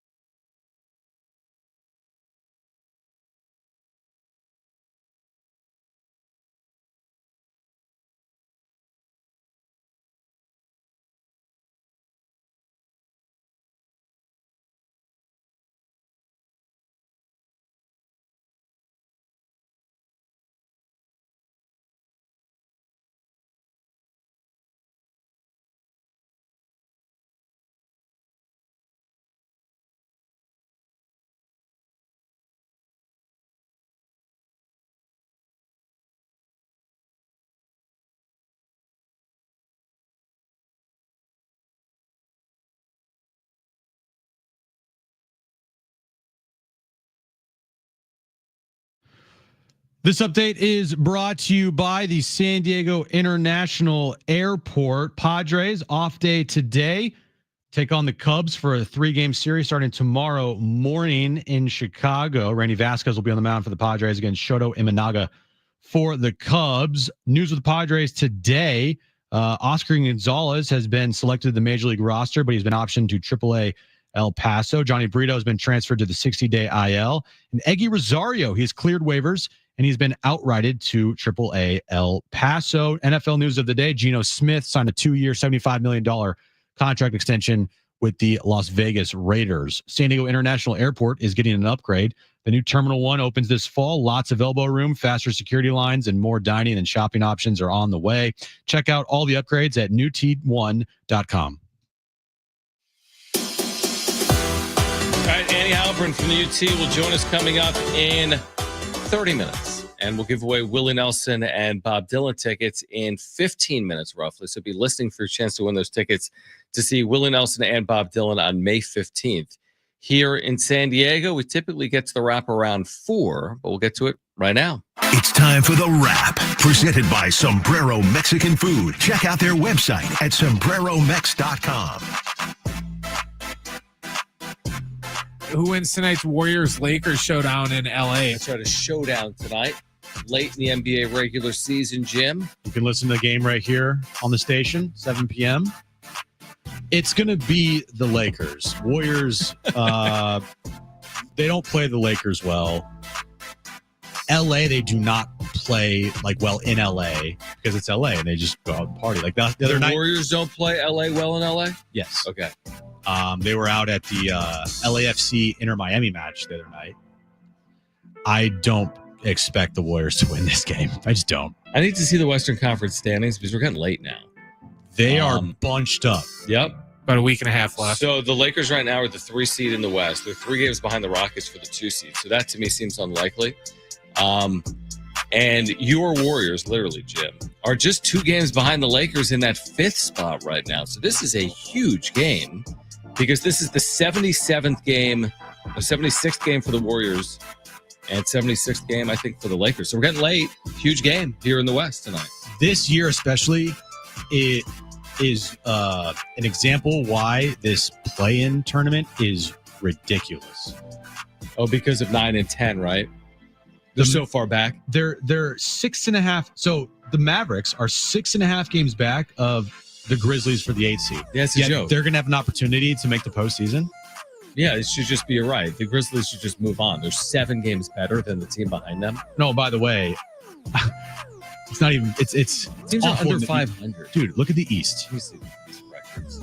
Look at the East. I mean, the 10th seed right now is 34-42. You should be losing your job at 34-42. It's ridiculous how the play-in tournament is giving these awful teams. The play-in tournament was designed for if the 9 or 10 seed was like a game out of the playoffs. I don't get it. I don't like it. Not 8 games out of the playoffs. You know the Lakers' home record? I don't. 29-9. That's why one of the better the teams Lakers in the tonight. League. One of the better teams in the league. The only team better in the West has been Oklahoma City, 34-5. Next question. Which Final Four game are you most looking forward to? So there are 2. Yes, John. I'm going to go Auburn and Florida because I have Florida as my national champion. Okay. So I have more interest in that game. I think it'll be a very good game. I think it'll be a higher scoring game because Houston's playing the other game and Houston can bog teams down. Can they do it to Duke is the question. That elite offense with multiple first-round picks, potentially the first overall pick, not potentially. Cooper Flagg, if he declares, is the first pick in the draft. They're playing at an absurd level right now. I'm more intrigued by Duke Houston because I love the styles makes fights argument. Can Houston slow down Duke? That, to me, is fascinating. And Houston, by the way, is a good offensive team, too. We saw them, Aztec fans did in November. They're a veteran group with a great head coach like Kelvin Sampson. So I hope that both games are really good because the tournament's been up and down. I just hope these 2 games on Saturday are compelling for close to 40 minutes. That's what I'm hoping for. I wonder what the record is for combined wins of teams in a Final Four. Their records are all crazy, right? Florida's 34-4, Auburn's 32-5, Houston's 34-4, Duke's 35-3. Yeah, those records are absurd. It's like a combined over 100 wins for those 4 teams. I mean, you're pushing close to 150. It's ridiculous. Close to 150, and they've lost a combined, 15 games maybe. So, yeah, the top of college basketball has been amazing this year. I don't know if that's going to continue, but these 1 seeds have been the best teams, clearly, to this point. Next question. Would you guys sign up for a 3-3 road trip for the Friars? I wouldn't. Neither would I. I wouldn't. Neither would I. They're 7-0. Yeah, why what are we settling for? Shortchange them. There's no settling. No. I'm getting greedy, bro.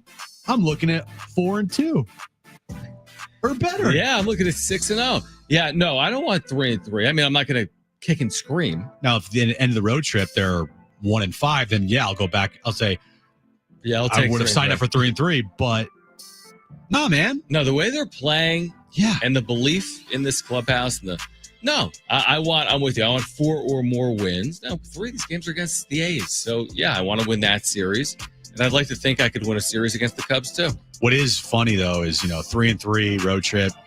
A lot of times in the year, you would say, yeah, sure, sign me up. And if that were to happen, they return home next Friday against the Colorado Rockies. They're 10-3. You know what I mean? Right, with a 3-3. Right, yeah. So anything better than that, it's like they go 4-2 on this road trip. They're 11-2. That's crazy. Yeah, that's why I'm rooting for 4-2 or better, and you're off to just an unbelievable start. You're just racing out. I don't know if it's the lead in the division or not, but it would be an amazing start. Knowing what's going on in the division, the Dodgers would be 12-1. Yeah, you're 12-1, and the Dodgers like 4 games up somehow. Yeah. Next question. Will Magoon Guath average a double-double next year? It was 8.6 points, 5.234 rebounds, 5 point something. I'll say no. I think he's going to average double figures in points. Yeah, definitely. I could see a season where he averages like around 14 points, 7 or 8 rebounds, and 2.5 blocks, which would be an incredible year. Yeah, that is an amazing year. You're right. But I don't see Magoon piling up like crazy amounts of double-digit rebounding games. I think as he gains strength, it's at least a possibility. It's hard to average double-digit rebounds in college, you'll notice. Like if you look at the national leaders, there's not a lot of guys with double-digit rebounds, but I'm with you. He'll have more growth offensively. He's already among the best defensive players in America. I think he's one of the most skilled 7-footers in America offensively.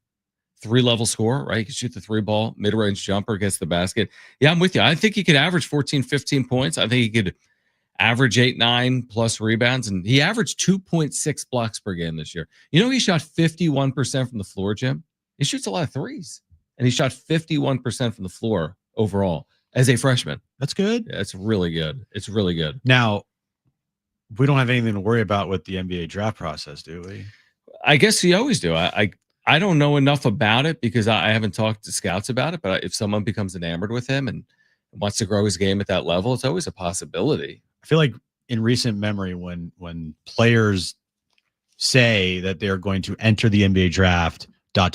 while also maintaining my college eligibility, a lot come back. That kind of feels like a sign that they're going to come back. I'll give you a good example. We saw a player in the Mountain West, Neek Clifford, this year. Mm-hmm. He came back. And I'm looking at mock drafts as recently as 5 minutes ago at the break. And Yahoo has Neek Clifford as the 13th overall pick. He was a fringe draft pick, I think, a year ago, maybe a second-round pick. He went from a second-round pick. He improved his draft stock to potentially a lottery pick. Yeah, it's going to benefit both Miles and Magoon to have another year to develop in college. I just do, especially Magoon, because I think growing and getting more size on him will help. Like you're saying, like just growing into his own body. Right. Yep. And also the fact too, that he still has to, I think, improve on the court. He hasn't had much time on the court in his career. Same thing with Miles. I think Miles at the end of the year kind of fell off a little bit, and it's going to do him good to have another year in college, I think, to develop more. But yeah, going and getting, what the scouts say about you is go ahead, go do that. Are we in agreement with what Mark Ziegler told us yesterday as an AP voter, where he's like, if this roster is maintained, no assurance it does, the portal is open, things happen and change quickly. But if this roster maintains, he sees them as a preseason top 15 team. I will take Mark's word on this because he is an AP voter. He does spend all of his time around this program, and he's very knowledgeable when it comes to the landscape of, college athletics and college basketball. So, dude, if he's saying top 15, I would bet you a lot of other people are saying that as well, or at least saying, for sure, top 25. Yeah, again, I don't know if it matters at the end of the day where you start, because it's all about what you do during the year. But from an expectation standpoint, there have been high expectations before. I think it would be right there for San Diego State men's basketball. What year was it that North Carolina started as the AP number 1 and they didn't make the tournament? Was that a couple years ago? Yeah, it was like 3 years ago. Yeah. Yep. So you're right. It does not matter how you start, but it's just an indicator off the jump to tell people how good you potentially could be from the beginning. And it's up to the team to live up to those expectations. Yeah. I mean, I've thought about like what it would look like. Reese Waters would be in his 6th year next year, which is incredible. Gifted college player, obviously great scorer, missed last year. Miles Bird would be in his 4th year. Magoon would be in his 3rd year, second as a player after redshirting. There's just so much talent on this roster. The point guard they just added. Again, it's early, so we'll see if they keep this together. We had Dave Velasquez yesterday. If you missed that, you can check it out on the iHeartRadio app or sportssd.com, assistant coach. But I think if you're an Aztec fan, you've had all the emotions since the tournament started and ended against North Carolina. You see Nick Boyd go in the portal. You're like, I didn't expect that. You see Magoon Guath go in the portal. Maybe you did expect it. But then you get the unexpected news that he comes back from the portal. For everybody that was really critical of this team, the Dutch, at the end of the year for their loss against North Carolina and being like, this program's cooked. Yeah, you're probably walking back a little bit right now. Yeah, there's been some, Yeah, I mean, no matter the era, they found a way to win, and hopefully that continues, now and moving forward. But what this does do now is, like with last year's team, just making the tournament, I viewed as it was a success. And now you're looking for more. Now, if this team this year, if the guys all come back, right? If they have the same season next year as they did this last year, where they first 4 make the first 4, but they don't win, they get blown out by whoever, and they don't win, the regular season or a conference, tournament or whatever, then you want to have those takes like you did this year for next year's team. Those are, I think, fair. But for this year's team, those takes that I heard, completely unfair. People just being haters and people just wanting to, jump on the bandwagon of hate against the Aztecs. Yeah, I agree. I think expectations change by years. That happens in professional sports too. But yeah, I think the expectations are going to be super high for San Diego State if they can keep this together. Yeah, that's what we want. That's what everybody wants, is high expectations, good team, a team that is, expected to do special things. And that's what I love. I'd much rather have that than a team, that goes into a season where you're like, let's see what happens, which was last year's team. And I was cool with it. I liked it. I actually liked the newness of it and kind of the unknown, and like, let's see what they got, right? See what they got. And I was pleasantly surprised at times, but also because of how young they were, you were frustrated a lot of times too, because they made a lot of young, team mistakes. But now going year 2 with a lot of players returning, the key players especially returning, put the expectations on them. Absolutely. Annie Heilbrunn at 5 p.m. But call right now if you want 2 free tickets to see Willie Nelson with Bob Dylan right here in San Diego. Call 877-767-4760 right now. First 2 callers will be our contestants for trivia and a chance to win 2 free tickets to see both Willie Nelson and Bob Dylan. All you need to do is call us right now, 877-767-4760. Again, our number is 877-767-4760. Call right now if you want 2 free tickets to see Bob Dylan with Willie Nelson coming up at 5 p.m. Annie Heilbrunn from the UT. It's Jon and Jim.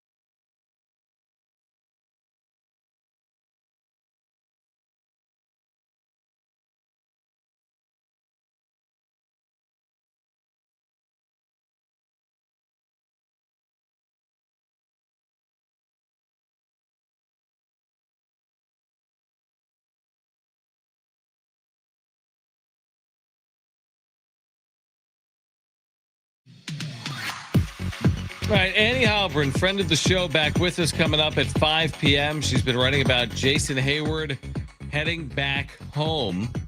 Hayward and the Padres volunteering today on their off day in Chicago. We'll talk about that. Plus, the Padres 7-0 start with Annie. And Jackson Merrill's contract Oh, that extension. too. I forgot about that. You forgot about that? A little bit. Not really. But Annie's been out there a lot, right?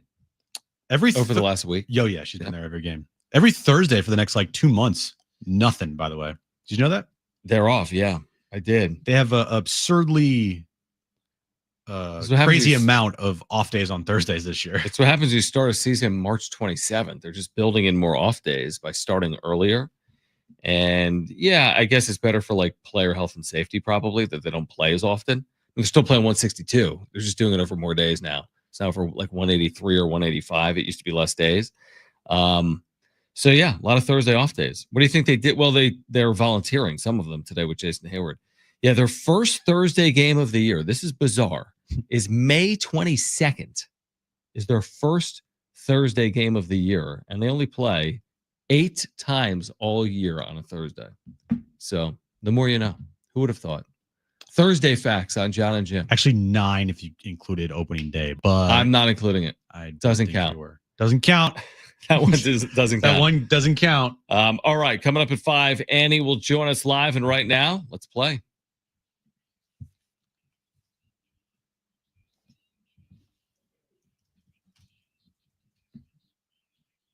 All right, 3 questions, 2 contestants, 1 lifeline. Today's 2 contestants, we have Kevin and we have Bill. Kevin, you called in first, so you have your choice of Jon or Jim. Who do you want to go with?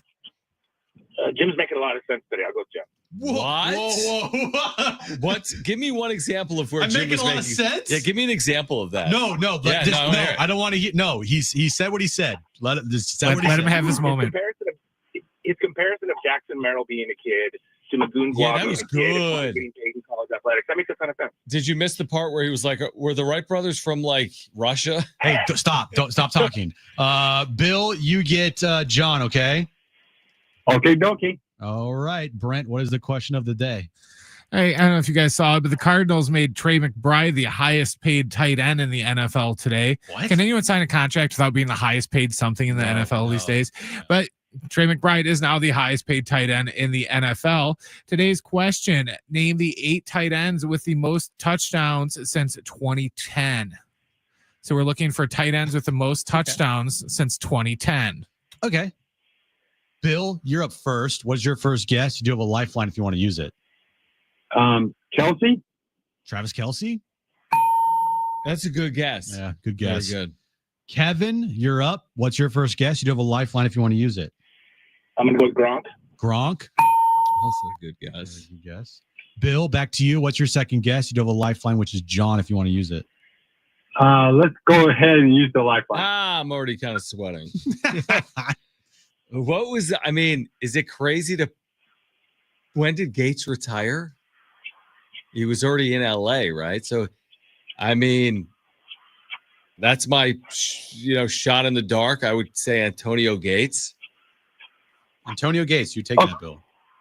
Yes, I do. Ah! I did not expect it to be right. That was probably the easiest guess. No, it isn't, because he did a lot of his work pre-2010, right? He had 57 catches after 2010. Which means he did most of it before 2010. Okay, Kevin, you're up next. What's your next guess? You do have a lifeline if you want to use it. Let's see. If Gates could be on that list, I bet Jimmy Graham's on that list. Jimmy Graham. Jimmy Graham's good a good guess. guess, Yeah, very good guess. Bill, back to you. Final guess. You don't have a lifeline, so it's all up to you. Kittle. George Kittle. Oh! That means Kevin could walk off here with the correct answer. Kevin, you also have your lifeline. So what are you going to do? I'm going to go Jason Witten. Jason Witten for the win. Wow. What a game. That was twists and turns. That was a clean win by Kevin. Winners find solutions. They do. Jason Witten had 47 touchdowns. Okay. George Kittle only had 45. So he just missed the list. I was going to say Tony Gonzalez, but that would be wrong. Yeah, because I didn't think so. Okay. All right, who else is on this list? There's only 3 that you're missing. Would you Tight mind ends. telling them to us? Well, one of them plays for Jim's Eagles. My Oh, Eagles. used to. Zach Ertz. Zach Ertz. Correct. Other one is a Baltimore Raven. But you should know them. Oh yeah, Mark Andrews. Mark Yes, Andrews. that's He hit the correct. drop, right? Yes. Yeah. Bum. And then I don't know who he plays for anymore. He used to play for the Vikings. Kyle Rudolph. is Oh, seventh, Kyle but- Rudolph. Okay. And the number one on the list is Kelsey. Gronk. Gronk had 93. Jimmy Graham had 89. Then Kelsey had 80. Oh, must be nice. Dude, they're so good now in the NFL. Well, And I think they were good back in the day too. yes, John. That's why they're professional You like that football take? players. Yeah. It's like Steph Curry. Have you ever seen him shoot? He's really good. He had 52 the other night. Did he? Is that good? Was it a loss?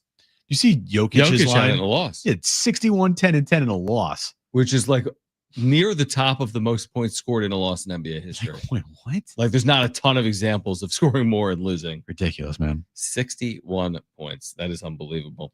All right. So, congratulations, because you have won, Kevin, a pair of tickets to the Outlaw Music Festival. This is with both Willie Nelson and Bob Dylan and others at the North Island Chula Vista Amphitheater May 15th. Tickets and info at Ticketmaster.com. What do you think Annie has to say about the Merrill contract? She's like, I hated it.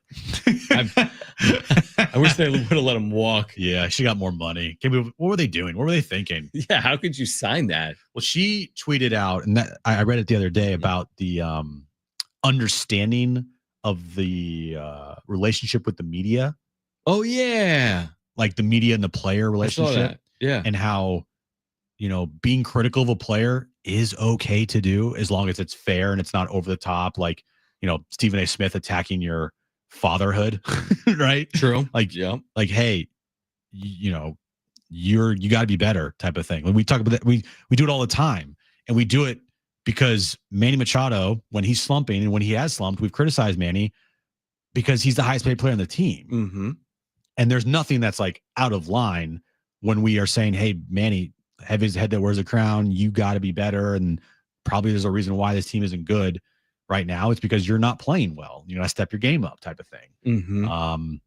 And sometimes people don't view it the same way. But I think Jackson does view it as, look, hey, someone points out my slumps. Someone tells me that I'm slumping and I'm hurting the team. All right, that's fair. I get it. That's your job. My job is go out there and make sure that you don't write those pieces anymore. Yeah, the exact tweet said the fact that Merrill understands and accepts that articles will be written when he slumps, then uses said articles to make himself better and never treats reporters any differently, so long as the criticism is fair, shows the maturity he has. That is spot on. Because there's a lot of athletes that will spend their whole career blaming the media. Trent Grisham has hit a home run. Random. So look out for that meteor. It's coming in the next 10 minutes. He actually would run into a ball every once in a while here. Well, I'm sure he's probably got a torpedo bat now. How is he still with the Yankees? Is that a torpedo bat? Rewind that. I don't know. Who else would want him? Okay. He's fine defensively. He's like a 10-time Gold Glove Award winner. I was told he's like the best defensive center fielder ever. Yeah, but everyone's like, dude, his defense in center field is great. It's like the guy couldn't hit a fastball down the middle. He couldn't get on the field with the Yankees last year. His defense was so great, it Yeah. got it traded after that playoff game. Yeah, I don't think that is the torpedo bat. It's not. No. Dude, hitting a home run at Yankee Stadium is like, I could hit a home run at Yankee Stadium. I don't think so. I All right, couldn't. Annie Heilbrunn, she'll join us next.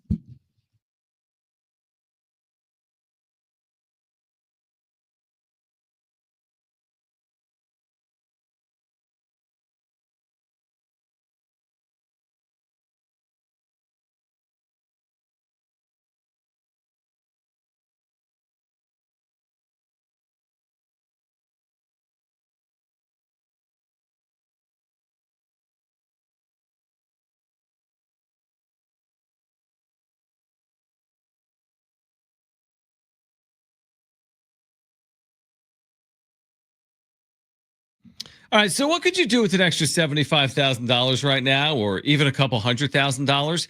If you own a home, you can get that money in less than a week with Loan Pronto. Hey guys, it is Schaefer. Loan Pronto is the leader in quickly converting your home equity into cold hard cash, so you can pay off all those credit cards or start that home remodel. Loan Pronto has several easy options to let you access the cash from your home. There's virtually no paperwork and no cumbersome process, no junk fees, often no appraisal. Listen, the average homeowner now has over $300,000 in equity. That's your money. Use it. One client got $150,000 out, paid off all their credit cards, 2 car loans, and a personal loan, cutting their monthly expenses by $1,500 a month. You can get approved in as little as 1 day. So act now with no hard credit pull up front. Loanpronto.com or 619-207-4336. Get the money you need for anything. 619-207-4336 or loanpronto.com. Equal housing lender, NMLS 1661781. Subject to lender approval, NMLS consumeraccess.org.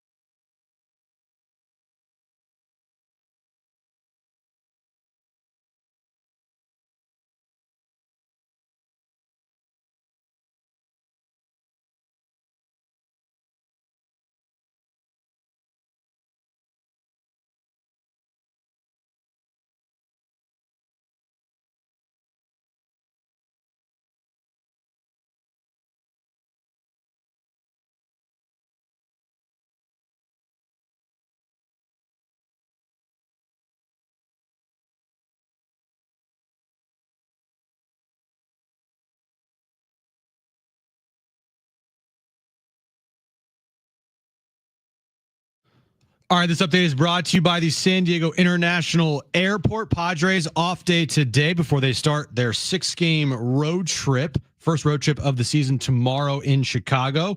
11:20 first pitch. Randy Vasquez will be on the mound for the Padres against Shoto Imanaga for the Cubbies. Other news with the Padres, they have purchased the contract of Oscar Gonzalez. They have sent him to AAA El Paso. They've put Johnny Brito on the 60-day IL, and they also have Eggy Rosario, who cleared waivers, being outrighted to AAA El Paso as well. And NFL news of the day, Geno Smith signing a 2-year, $75 million contract extension with the Las Vegas Raiders. San Diego International Airport is getting an upgrade. The new Terminal 1 opens this fall. Lots of elbow room, faster security lines, and more dining and shopping options are on their way. Check out all the upgrades at newt1.com today.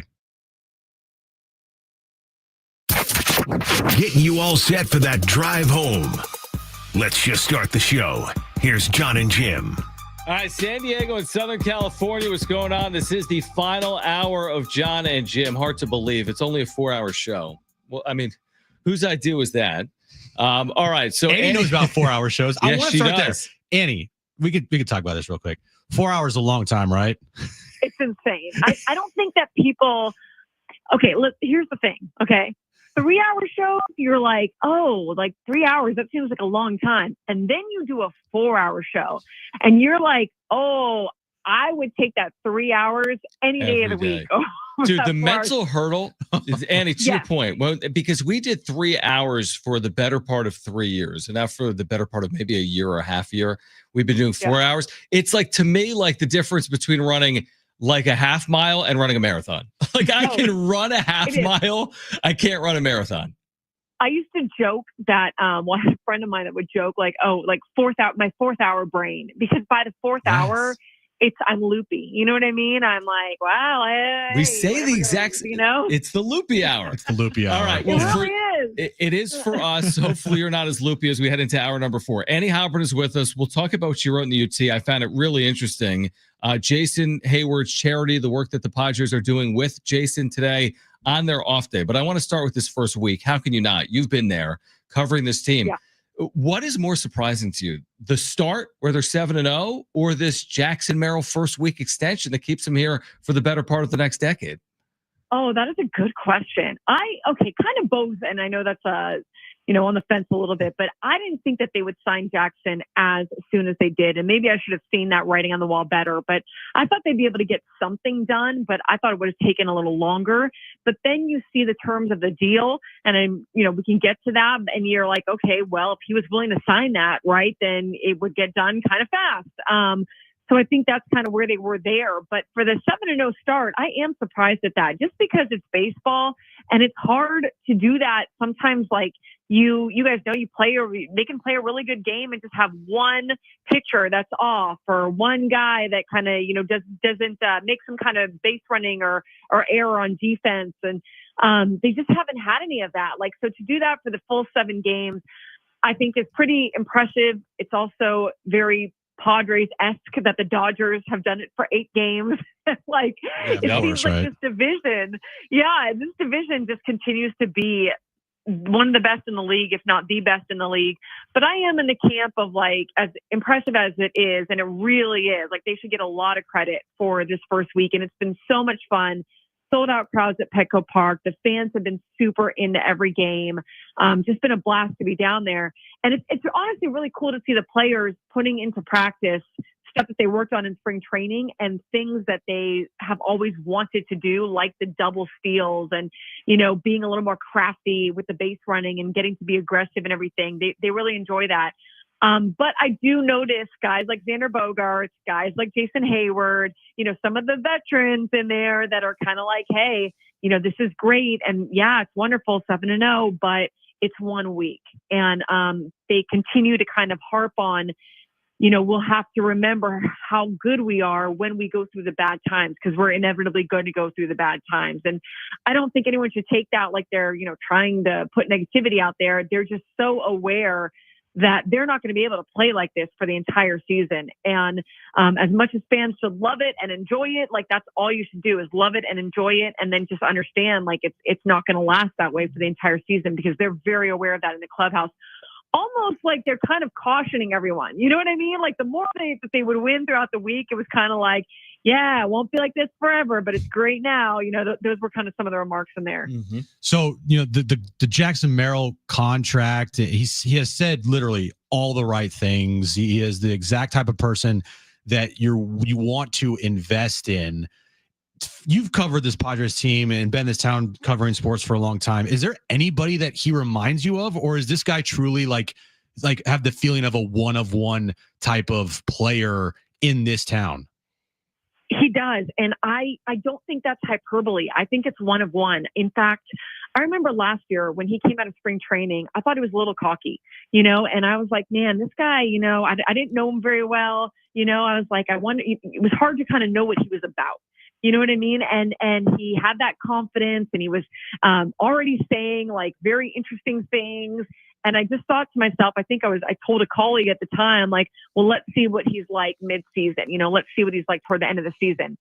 And he was like the most refreshing breath of fresh air that I've covered in a long time. He kind of reminded me in some ways of being in NFL locker rooms, but even more impressive because he's so young.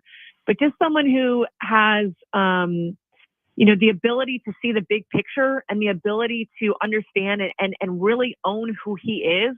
I think it's very difficult to come into a clubhouse, have that confidence, say the stuff that he says in interviews, which is not bad. It's all great, but it's like you guys know, it's his tone or his personality that makes it so interesting and different.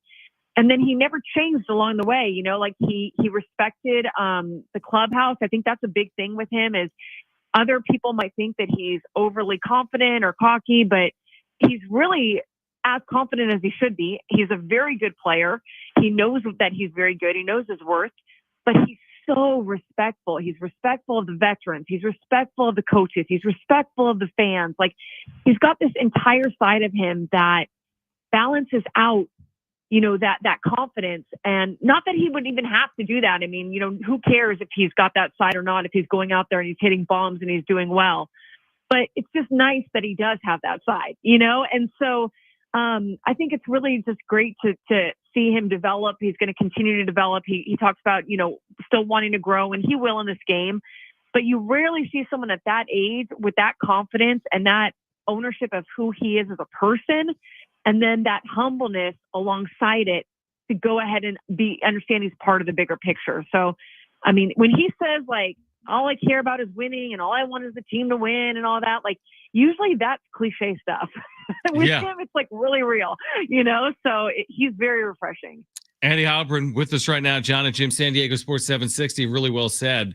I loved what you put on social media about this dynamic between players and media. Maybe I enjoy it more because I work in the media and I've worked in baseball, but maybe not all fans appreciate it the same way. But you made such an astute point that a lot of athletes never understand, even if they spend 20 years as a professional. You wrote the fact that Merrill understands and accepts that articles will be written when he slumps, then uses said articles to make himself better and never treats reporters any differently so long as the criticism is fair, shows the maturity he has. That to me is about more than just working with the media.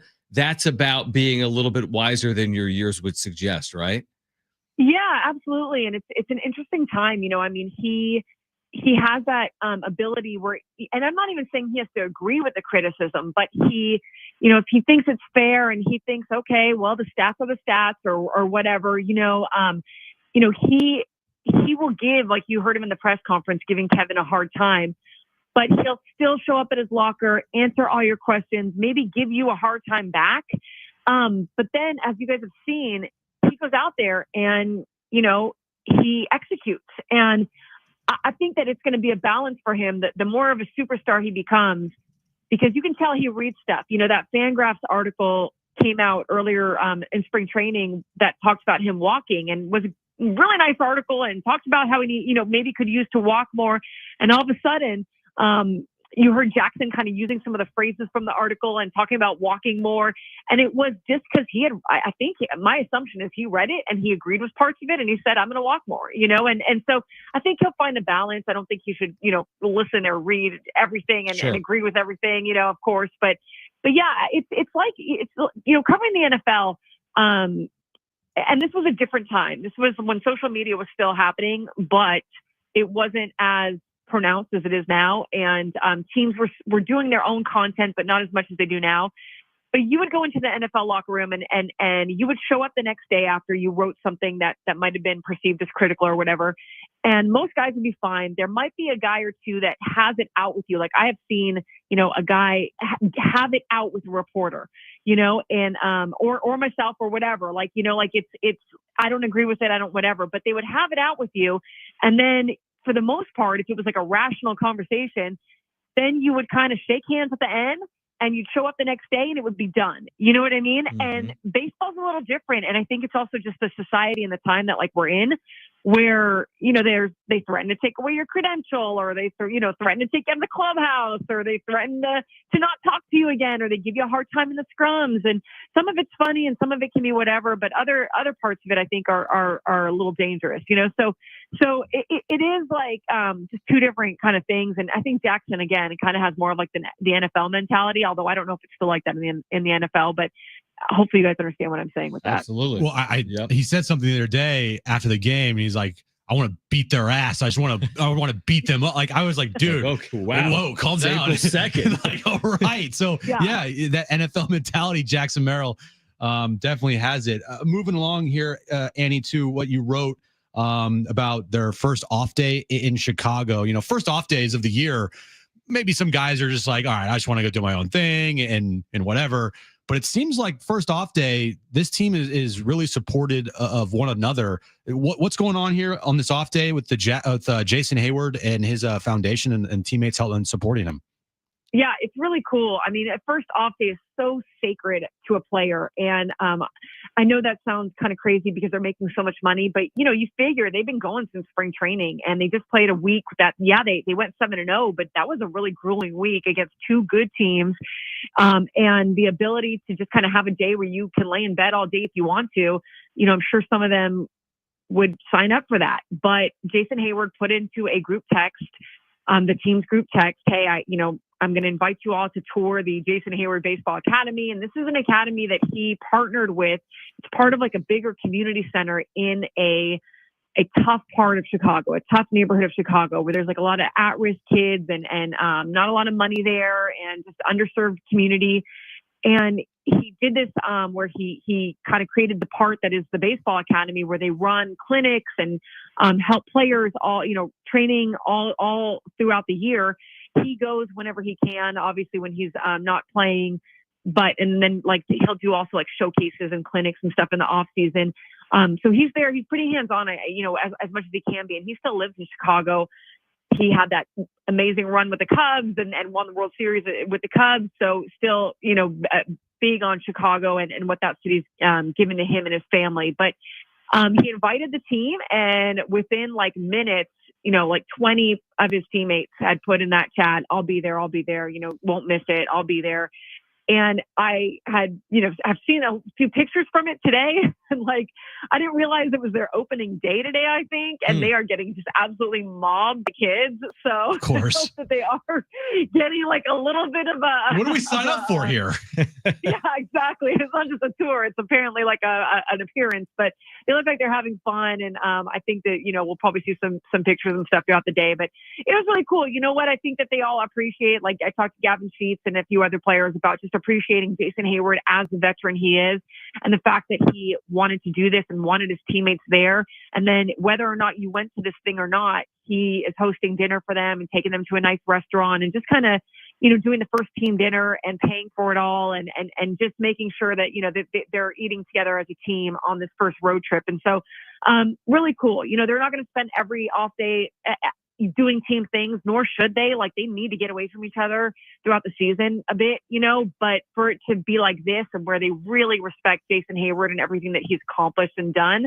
I think it's pretty cool. So yeah, that'll be kind of their field trip and dinner for today.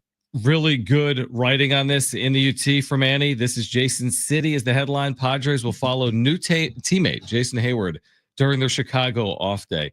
Annie, we always appreciate you hopping on. It's been a fun time, obviously, for Padres fans over this first week. We'll do it again, I'm sure, at some point soon. But thanks for doing it. Hope you're doing well, and we'll do it again soon.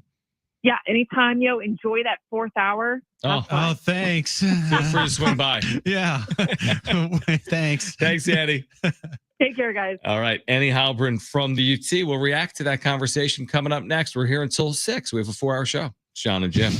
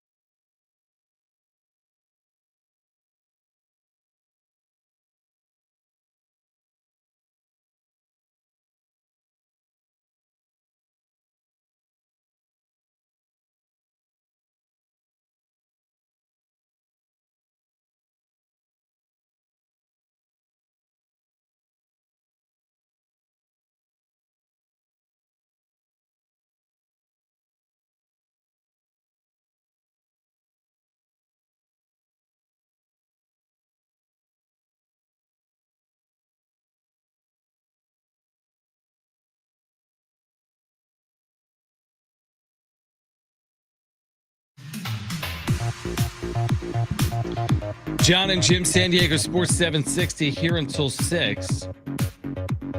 Kevin Acey back in the show tomorrow. Brought to you by the all-new Jamul Casino Resort, the Players Place. The all-new Jamul Casino? Yeah, it is all new. Casino and Resort. Yeah, because yes, they're opening a resort. hotel property, Jim. Yes, sorry. I'm like, Jamul's been around for a while. It's not all new, but yes, they do have an Jamul Casino all-new resort. Okay, I'm not making hotel. it up. I got it. I remember. We were just there. We saw it was going up. Yes, we saw the new hotels. And I can't wait to see it when it's up and stay there and check it out because it's going to be awesome. Don't get John started on all new. Remember how long it took us to get him to stop saying exactly. I think that's fair. Over a year. It's like when you buy a new car, it's new for a year. You get a puppy, it's a puppy for a year, and then it's a dog. You get a baby, it's a baby. Am I still a newlywed? Have you been married for a year? No. Then yes. Okay. Don't you think? Actually, we have been married for a year. No, you haven't. Yes, we have. But you haven't been married like by me, the officiant. Although it wasn't real, right? It was all a sham. It was all fake. It was all a sham, me officiating your wedding. So me and Aaron, I don't think I ever told this story. Everyone gets married at a courthouse. Yeah, but we got married way before actual like wedding day. I think it's standard practice. We got married on March 3rd. No, March 4th. Oh my God. First of all, but I don't count that. Are you counting your anniversary as March 4th or when you walked down the aisle? No, we're counting our anniversary as May 25th. Yeah, that's what I'm saying. But like we officially signed the documents, got married on March 4th, 2024.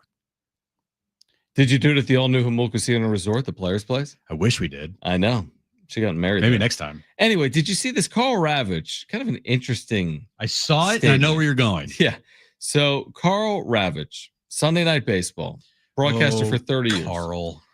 He said that Shohei Ohtani's global fame is comparable to Muhammad Ali and Tiger Woods historically. What? Initially, I did a bit of a double take, but then I thought about it. I mean, is that a reasonable comp?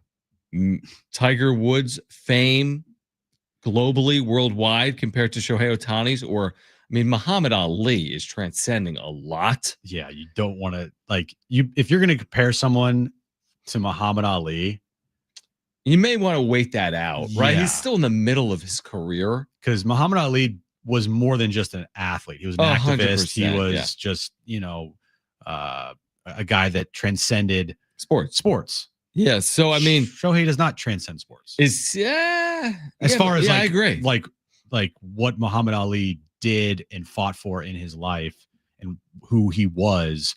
Shohei Ohtani is he plays baseball. Well, what about this statement? This is all he said. There probably hasn't been an athlete who's more well-known globally, maybe since Tiger Woods, maybe Muhammad Ali, than this guy. Did you forget LeBron James and Kobe Bryant? I think you could make the case he's the biggest and most well-known athlete globally on the planet because obviously of what he does in Asia, and that's why the Dodgers invested in him. Well, what about all these soccer stars? There's no way Shohei Ohtani is more recognized globally than Lionel Messi. There's no way. No chance. So if you're going to put Ohtani there, you'd have to put Messi there. I would say Messi's global impact, having won a World Cup that everyone watches, has to be more than like winning the WBC or winning the World Series one time, right? Lionel Messi, I want you to guess how many Instagram followers he has. I'd say more than 1,500. Does he have 1,500 Instagram followers? Does he have 5,000? Has he reached 5,000? He has reached 5,000, John. Is he over 50,000? He's just give me a real guess. Real guess. I mean, it's obviously something stupid. 191 million. Try 505 million. Is that more than like the Kardashians? Shohei Ohtani has 9 million. Yeah, come on, Carl. Not even close. Is Tiger Woods on Instagram? Probably not. You might want to stay off. Yeah, Tiger is not really good at social media. Yeah, you might want to he is on social media. He's got 3.6 million. Tiger does. So I think me just randomly thinking about it, saying Messi, it's not even close, is dwarfing Ohtani today. Now, and then I don't think you can compare Ohtani to your point, Muhammad Ali. No, Messi in the States in the United States is not the biggest athlete. No, but that's not where he went. He said globally, there's more people out of the States than are in the States, and globally, it's not even close. And I'm with you on like LeBron. Okay. And forget about Instagram. I don't care what Instagram says about LeBron. He clearly has influence. The NBA is an international game. and he does resonate, how many followers would he have? 159 million. That's a big number. That's a big number. So Shohei, and I'm just using this for argument's sake. When you hear someone say things like that, Shohei has 9 million total Instagram followers, while LeBron has 159 and Messi has 500 plus million. So like, if you're going to have an argument about Shohei and his, known global status, I'm sorry, but everything better match up to that argument that you are having, right? Yeah. So if you are having that argument, I need to look at things to have it support what you are trying to say, like social media impact, because that is a huge part of society today and the world is social media.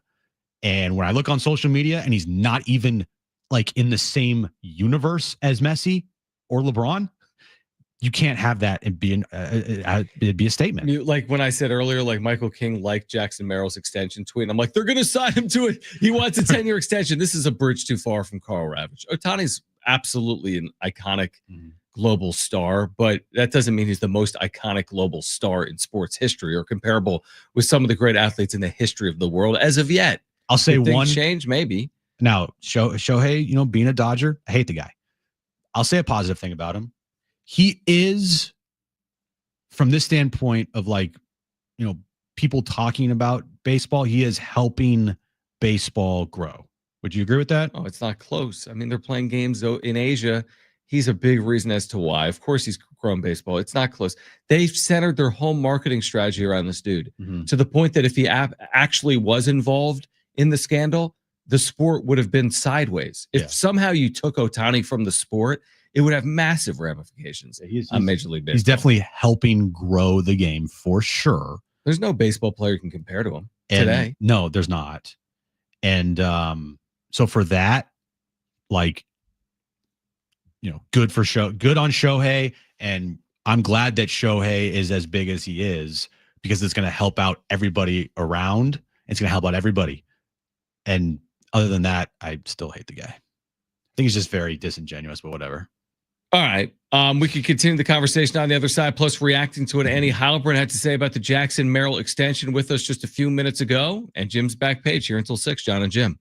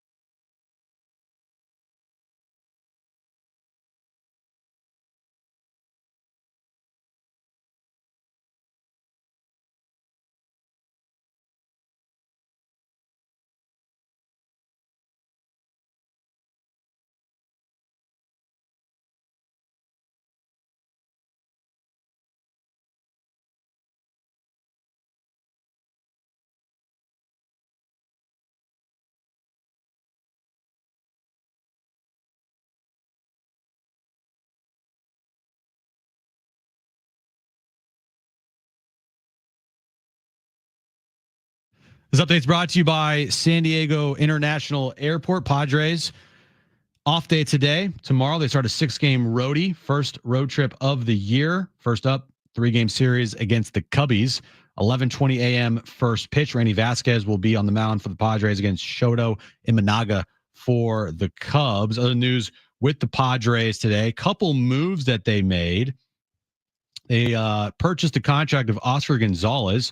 They optioned him to AAA El Paso. Johnny Brito has been transferred to the 60-day IL. And Eggy Rosario, he cleared waivers. He's been outrighted to El Paso. San Diego International Airport is getting an upgrade. The new Terminal 1 opens this fall. Lots of elbow room, faster security lines, and more dining and shopping options are on their way. Check out all the upgrades at newt1.com.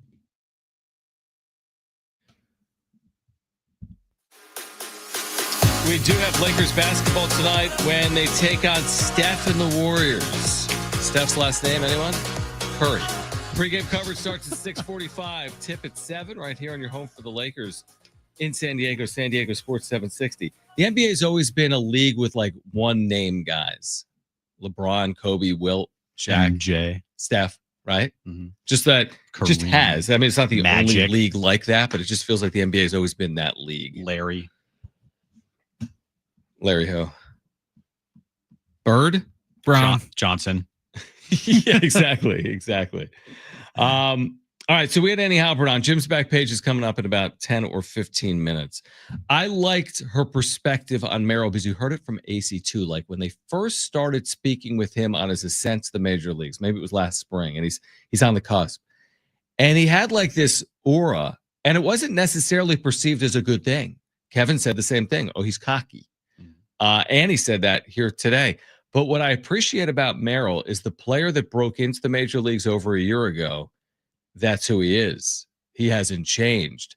That's what makes it almost more appreciative for me that this is who he is. The money part of it that he's been talking about, it's who he is. The cocky player that came up a year ago that's now proven it on field is who he is. He's been authentic to himself. He's still so young. He's still just 21. It's hard. I've said this before. I actually said it recently on the phone with someone that we both used to work with, that it's hard to be your true self, especially when you're really young, right? You want to be someone else. Everyone wants to be someone else. Or you get on a microphone and you're like, who you are off air, is that the same person you are on air? Easier said than done. It could take years for someone to learn that skill. That's what I appreciate about Merrill. He's real. He's authentic. You don't say that about all people. And I think dating back to, when was it? There's a moment last year where he said something, and me and you, I think, had a conversation on air about it. We're like, I don't know about this. Yep. It happened a couple times last year. And then this year in spring training, when he said, yeah, I'm going to stay all 9 innings with the boys. Yep. I was like, a little bit of eyewash. Is it disingenuous, or is it? No, I think it's actually who he is. But the more you hear from him, and that's my fault for, not diving in as deep as I possibly could with Merrill, but hearing him talk at the press conference and then hearing everybody talk about him continuously, and last year, there were times I'm like, run through a freaking wall for this kid. But there also were times where I'm like, is this what's going on here? Right. Kid's real. Yep. It's who he is. And I appreciate it so much that he hasn't changed. Yeah. That's just the point. Like he hasn't changed one bit since day one in the bigs.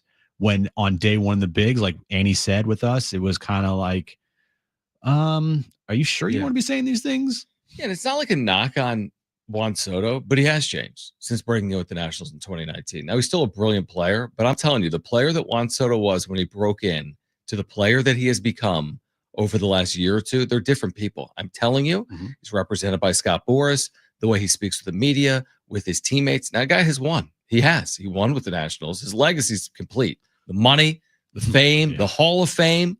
But I think he's changed a lot, Juan Soto. And maybe that happens with Merrill. We haven't yet seen the career arc. I really hope not. I hope that Merrill is this exact same, and he'll just get more mature too. Yep. But I just hope that he has the exact same attitude with everything for his career.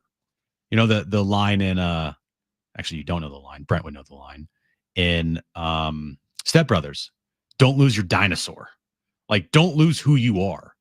And I hope that Jackson Merrill, over the course of his career, just never loses himself and remains this type of player and has this type of mentality, because it's infectious. And already, like you said, shirts are being made with his quotes. Yeah, because we talked about it. The quote, we don't feel pressure, we apply it. Mm-hmm. And it's literally on a shirt. Literally the same week as he later. said it, it's on a shirt. I'm transitioning to tomorrow. Randy Vasquez show to Imanaga, 11:20 a.m. So we'll have like the Jon and Jim wrap-up show for you tomorrow. I love 11:20 a.m. games. I do too, because we can react to it for 4 hours here on Jon and Jim, because the game probably ends by the time we come on the air, or right near when we're on the air at 2 p.m., which means we can hear from Mike Schill, we can hear from Kevin Acee, and we can react in real time. And you know what? Weather actually could be a factor. So assuming the game starts at 11:20 a.m. That's right. Because I was just at weather.com right now, and it's at like 75 or 85%. It's so going to get delayed and start like right at 2. I mean, maybe with it being a home opener, they don't even play. I don't even know. But it's the Cubbies home opener. Yeah, they've been to Tokyo. They've had multiple spring trainings. They've been to Sacramento. They've been to the Diamondback. They've had the weirdest start to their year. Very weird. And now they're finally home and they got to spring training before everyone else because of the Tokyo series. But I am looking, there's something about watching the Padres at Wrigley, or just seeing games at Wrigley, day games on Fridays. Come on. Day game on a Friday. It's unbelievable. The one time I went to Wrigley, it was beautiful. It was hot. The weather. The weather was hot, but it was like you could withstand the heat. It wasn't like deathly heat. Right. Deathly hot, maybe. Or deathly heat. One or the other. Chicago's an amazing city with the caveat of depending on the weather, which then makes Chicago an amazing city for 6 weeks. It's more than that, but their winters are long. Their weather is tough. It is a spectacular city, in my opinion. I remember the second game that me and my brother went to. It was sunny, clear skies. It was like in the 90s. And then right as the game ended, downpour. Is that right? Like, what? Yeah. It was very weird. Yeah, so weather, again, you go to Wrigley Field April 2nd or whatever it is tomorrow, April 4th, weather's going to be a factor. But, I mean, 8-0 is on the line for the Padres tomorrow with Randy Vasquez on the mound at 11:20 in the morning for the Cubs home opener. I'm excited. I'm excited for getting on the air tomorrow and hopefully talking about it. I hate the rainouts and the delays and the this and the that. Mm-hmm. I basically what I'm saying is that anything outside of Southern California or a dome can be annoying. When I went to Chicago, me and my brother were there for, I think, 4 days. Okay. And we went to 2 Padres Cubs games. Right. And it was so funny. Our entire trip, minus one night, all we had were Chicago dogs and deep dish pizzas. Yeah. Perfect. Literally, that's like, I'm not kidding. Yeah, like you didn't have anything else. When we went to the ball games, all we had was Chicago dogs and pizza. And then for dinner, we went to different deep dish pizza restaurants to try all the deep dish pizzas. And then we went to like an authentic Chicago hot dog stand. Right. And had that for one day as well. Was it like the weekend of your life? It sounds great. It was great. Yeah, exactly. And then the other night that we didn't have either of that, we had sushi. So it was like weird. Yeah, right. So Jim, though, you love sushi. I love it. But still, our entire diet that weekend was Chicago dogs and deep dish pizza.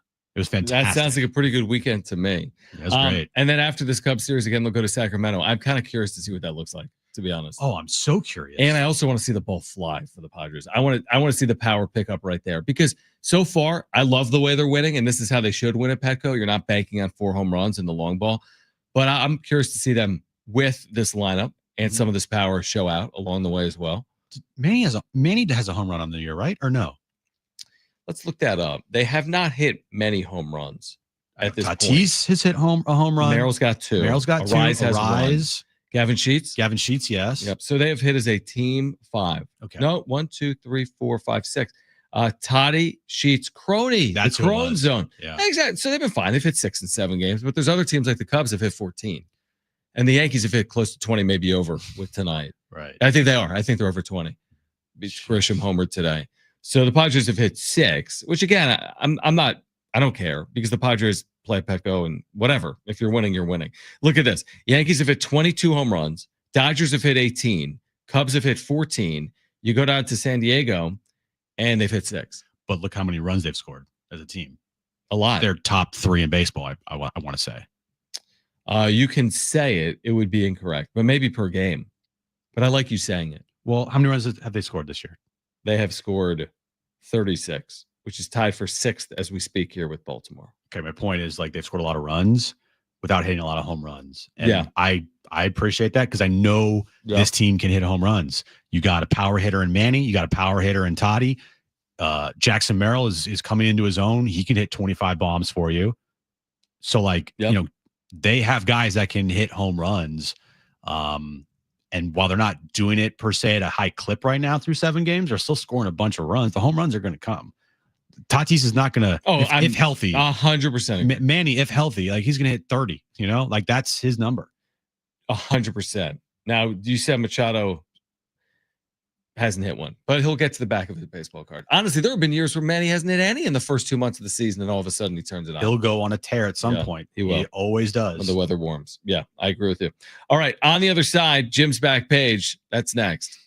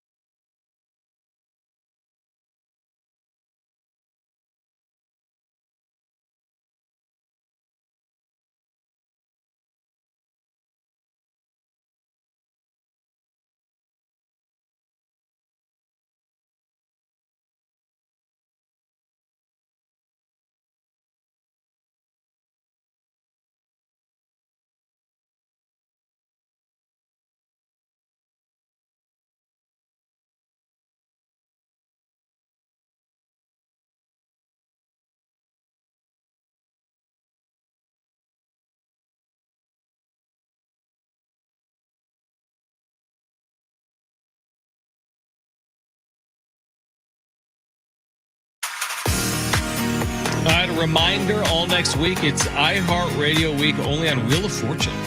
Surprise appearances by some of the biggest names in music. It's also your chance at home to win incredible trips to exclusive iHeartRadio events. Watch Wheel of Fortune. Check your local listings. That is next week, iHeartRadio week on Wheel of Fortune. I'm curious to see what that looks like. Who's going to be on it? What are the contestants? Who are the contestants? Right? Yeah, I'm curious about that. I am. Well, you can tune in. Check your local listings if you want to tune in for that. You can tune in, yes. Tomorrow, again, Kevin Acey will join us. We'll react, hopefully, to Padres-Cubs Game 1, 11:20 a.m. start time in Chicago, the Cubs home opener. So, again, Kevin will join us tomorrow for a Friday edition right here of Jon and Jim from 2 to 6. Right now, let's get to this.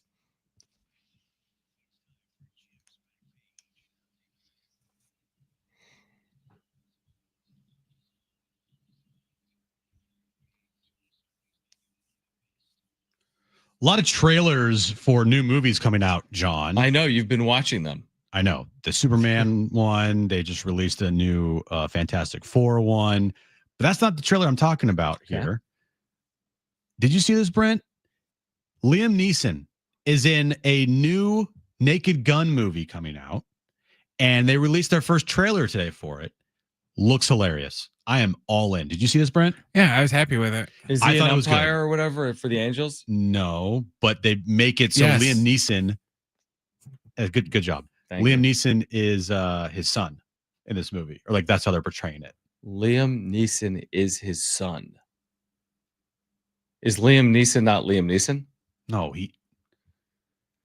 Liam Neeson is playing Leslie Nielsen's son. that's yeah.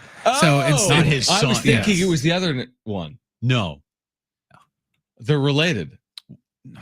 Not in real life. not in real life, John. It's a movie, John. It's fiction. Okay. I liked it because instead of just like doing a quasi reboot, it's more or less Naked Gun 4 than it is anything else. And I think the I didn't know jokes that. the jokes they've had in the trailer were really well done. Oh, really? And I actually there's one at the very end, Brent. Yeah, they didn't shy away from the OJ thing. I laughed out loud. Oh, really? Yes. I'm looking at it right now. You'll have to see the ending. Well, we can't Okay. watch it right now. We're on the radio. I can watch. I just can't hear it. That defeats the purpose then. Gotcha. Okay. Like literally defeats the purpose of watching a trailer if you can't listen to it. Okay.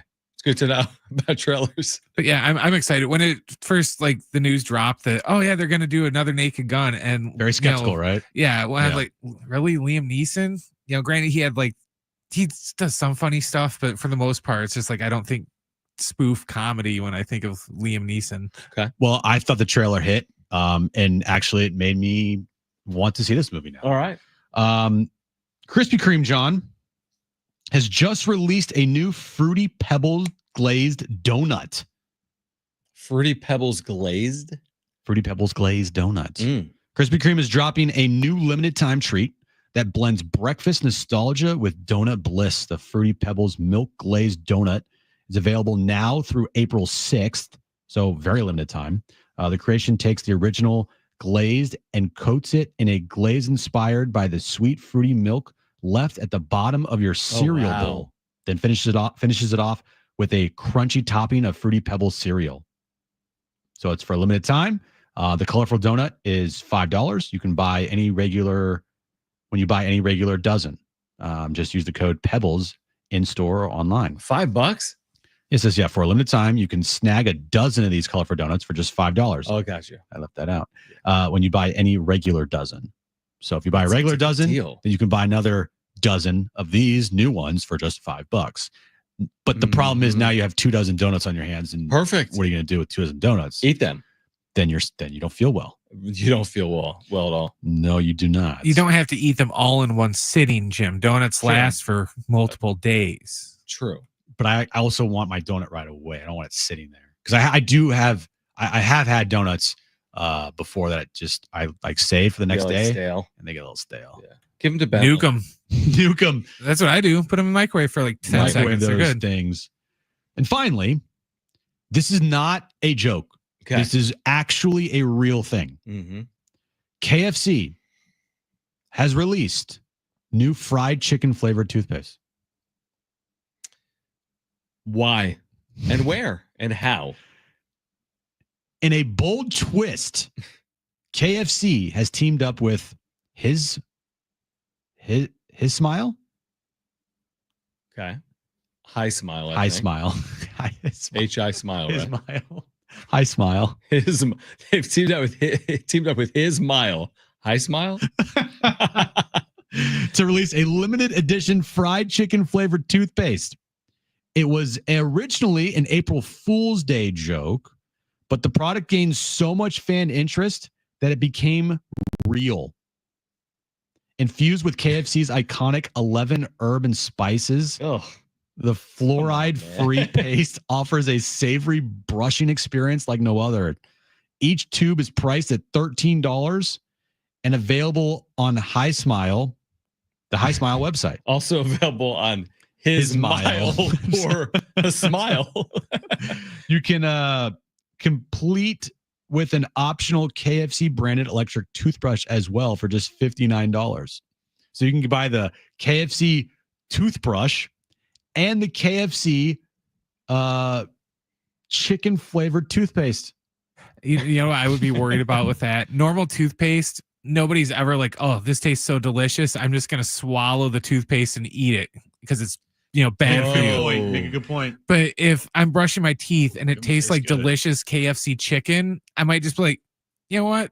Screw it. Yeah. Is there something to that idea that make the scent of your toothpaste something that you actually enjoy? You'd be like that kid in school that ate chapstick because he liked the taste of the cherry. Right. It reminds me of those like mints, those like orange flavored little mints at the cash out counter. Like those aren't mints, they're like that Tic Tacs. Mm-hmm. Those are like candy. So good. So it's like the orange ones are the best. They're the best. And if you ever buy those, you're not treating them as I'm just pounding those things as a mint. You're treating them as literally pieces of candy. I'm hungry. Let me eat all of the Tic Tacs. I have literally had handfuls of those Tic Tacs. Just shove them in your mouth. All in my mouth. Dude, probably not good, but you know what? Tastes great. Tastes amazing. And I eat those things like candy. They may be onto something. Brushing your teeth was something that actually tastes good. It would be good for kids that don't like brushing their teeth. Kids hate it, well, man. I was just gonna say the kids' toothpaste already kind of did that because you can get like bubble gum flavored toothpaste and stuff like that. Right. Yeah. That's interesting. Are you gonna go pick it up at his Mile? No chance. 0% chance. Does it cost like the same as normal toothpaste, or is it like $50 toothpaste? No. You get it in a bucket. That's what they should do. The KFC bucket. No, Brent, it is not like $1 million. It is actually only $13. $13. Okay, only $13. No, it's a lot because regular toothpaste is what, like $4, $5? It's not even that. It's like $2. Everything these days I've noticed is expensive. I go anywhere, everything's expensive. Everything's expensive. It's like it's kind of crazy. I like it. I want to go back to. Well, here's the issue. See, I want to go back to like 1900, where it's like 2 cents, but also people were like dying from like polio and stuff. Everything. You get sick, you're dead. But it was 2 cents. Like, I have a cough. You're dead in a week. Like, it was 5 cents. Yeah, but nobody earned anything. Yeah, the average life expectancy was like 50 years old. Right, and you'd have to walk everywhere. You couldn't even like listen to the radio or watch TV. But other than that, it was awesome. Or scroll on Twitter. Right. Or watch YouTube. Terrible. All right, we're back tomorrow at 2. Hopefully recapping Padres Cubs. Should that game be played? It's supposed to rain in Chicago a bit tomorrow. Kevin Acey on the show tomorrow as well. If you missed anything, iHeartRadio, Apple, iTunes, TuneIn Radio, or Spotify. Back tomorrow, too, for Brent and Jim. I'm John. Keep it here. San Diego Sports 760. Okay. Bye.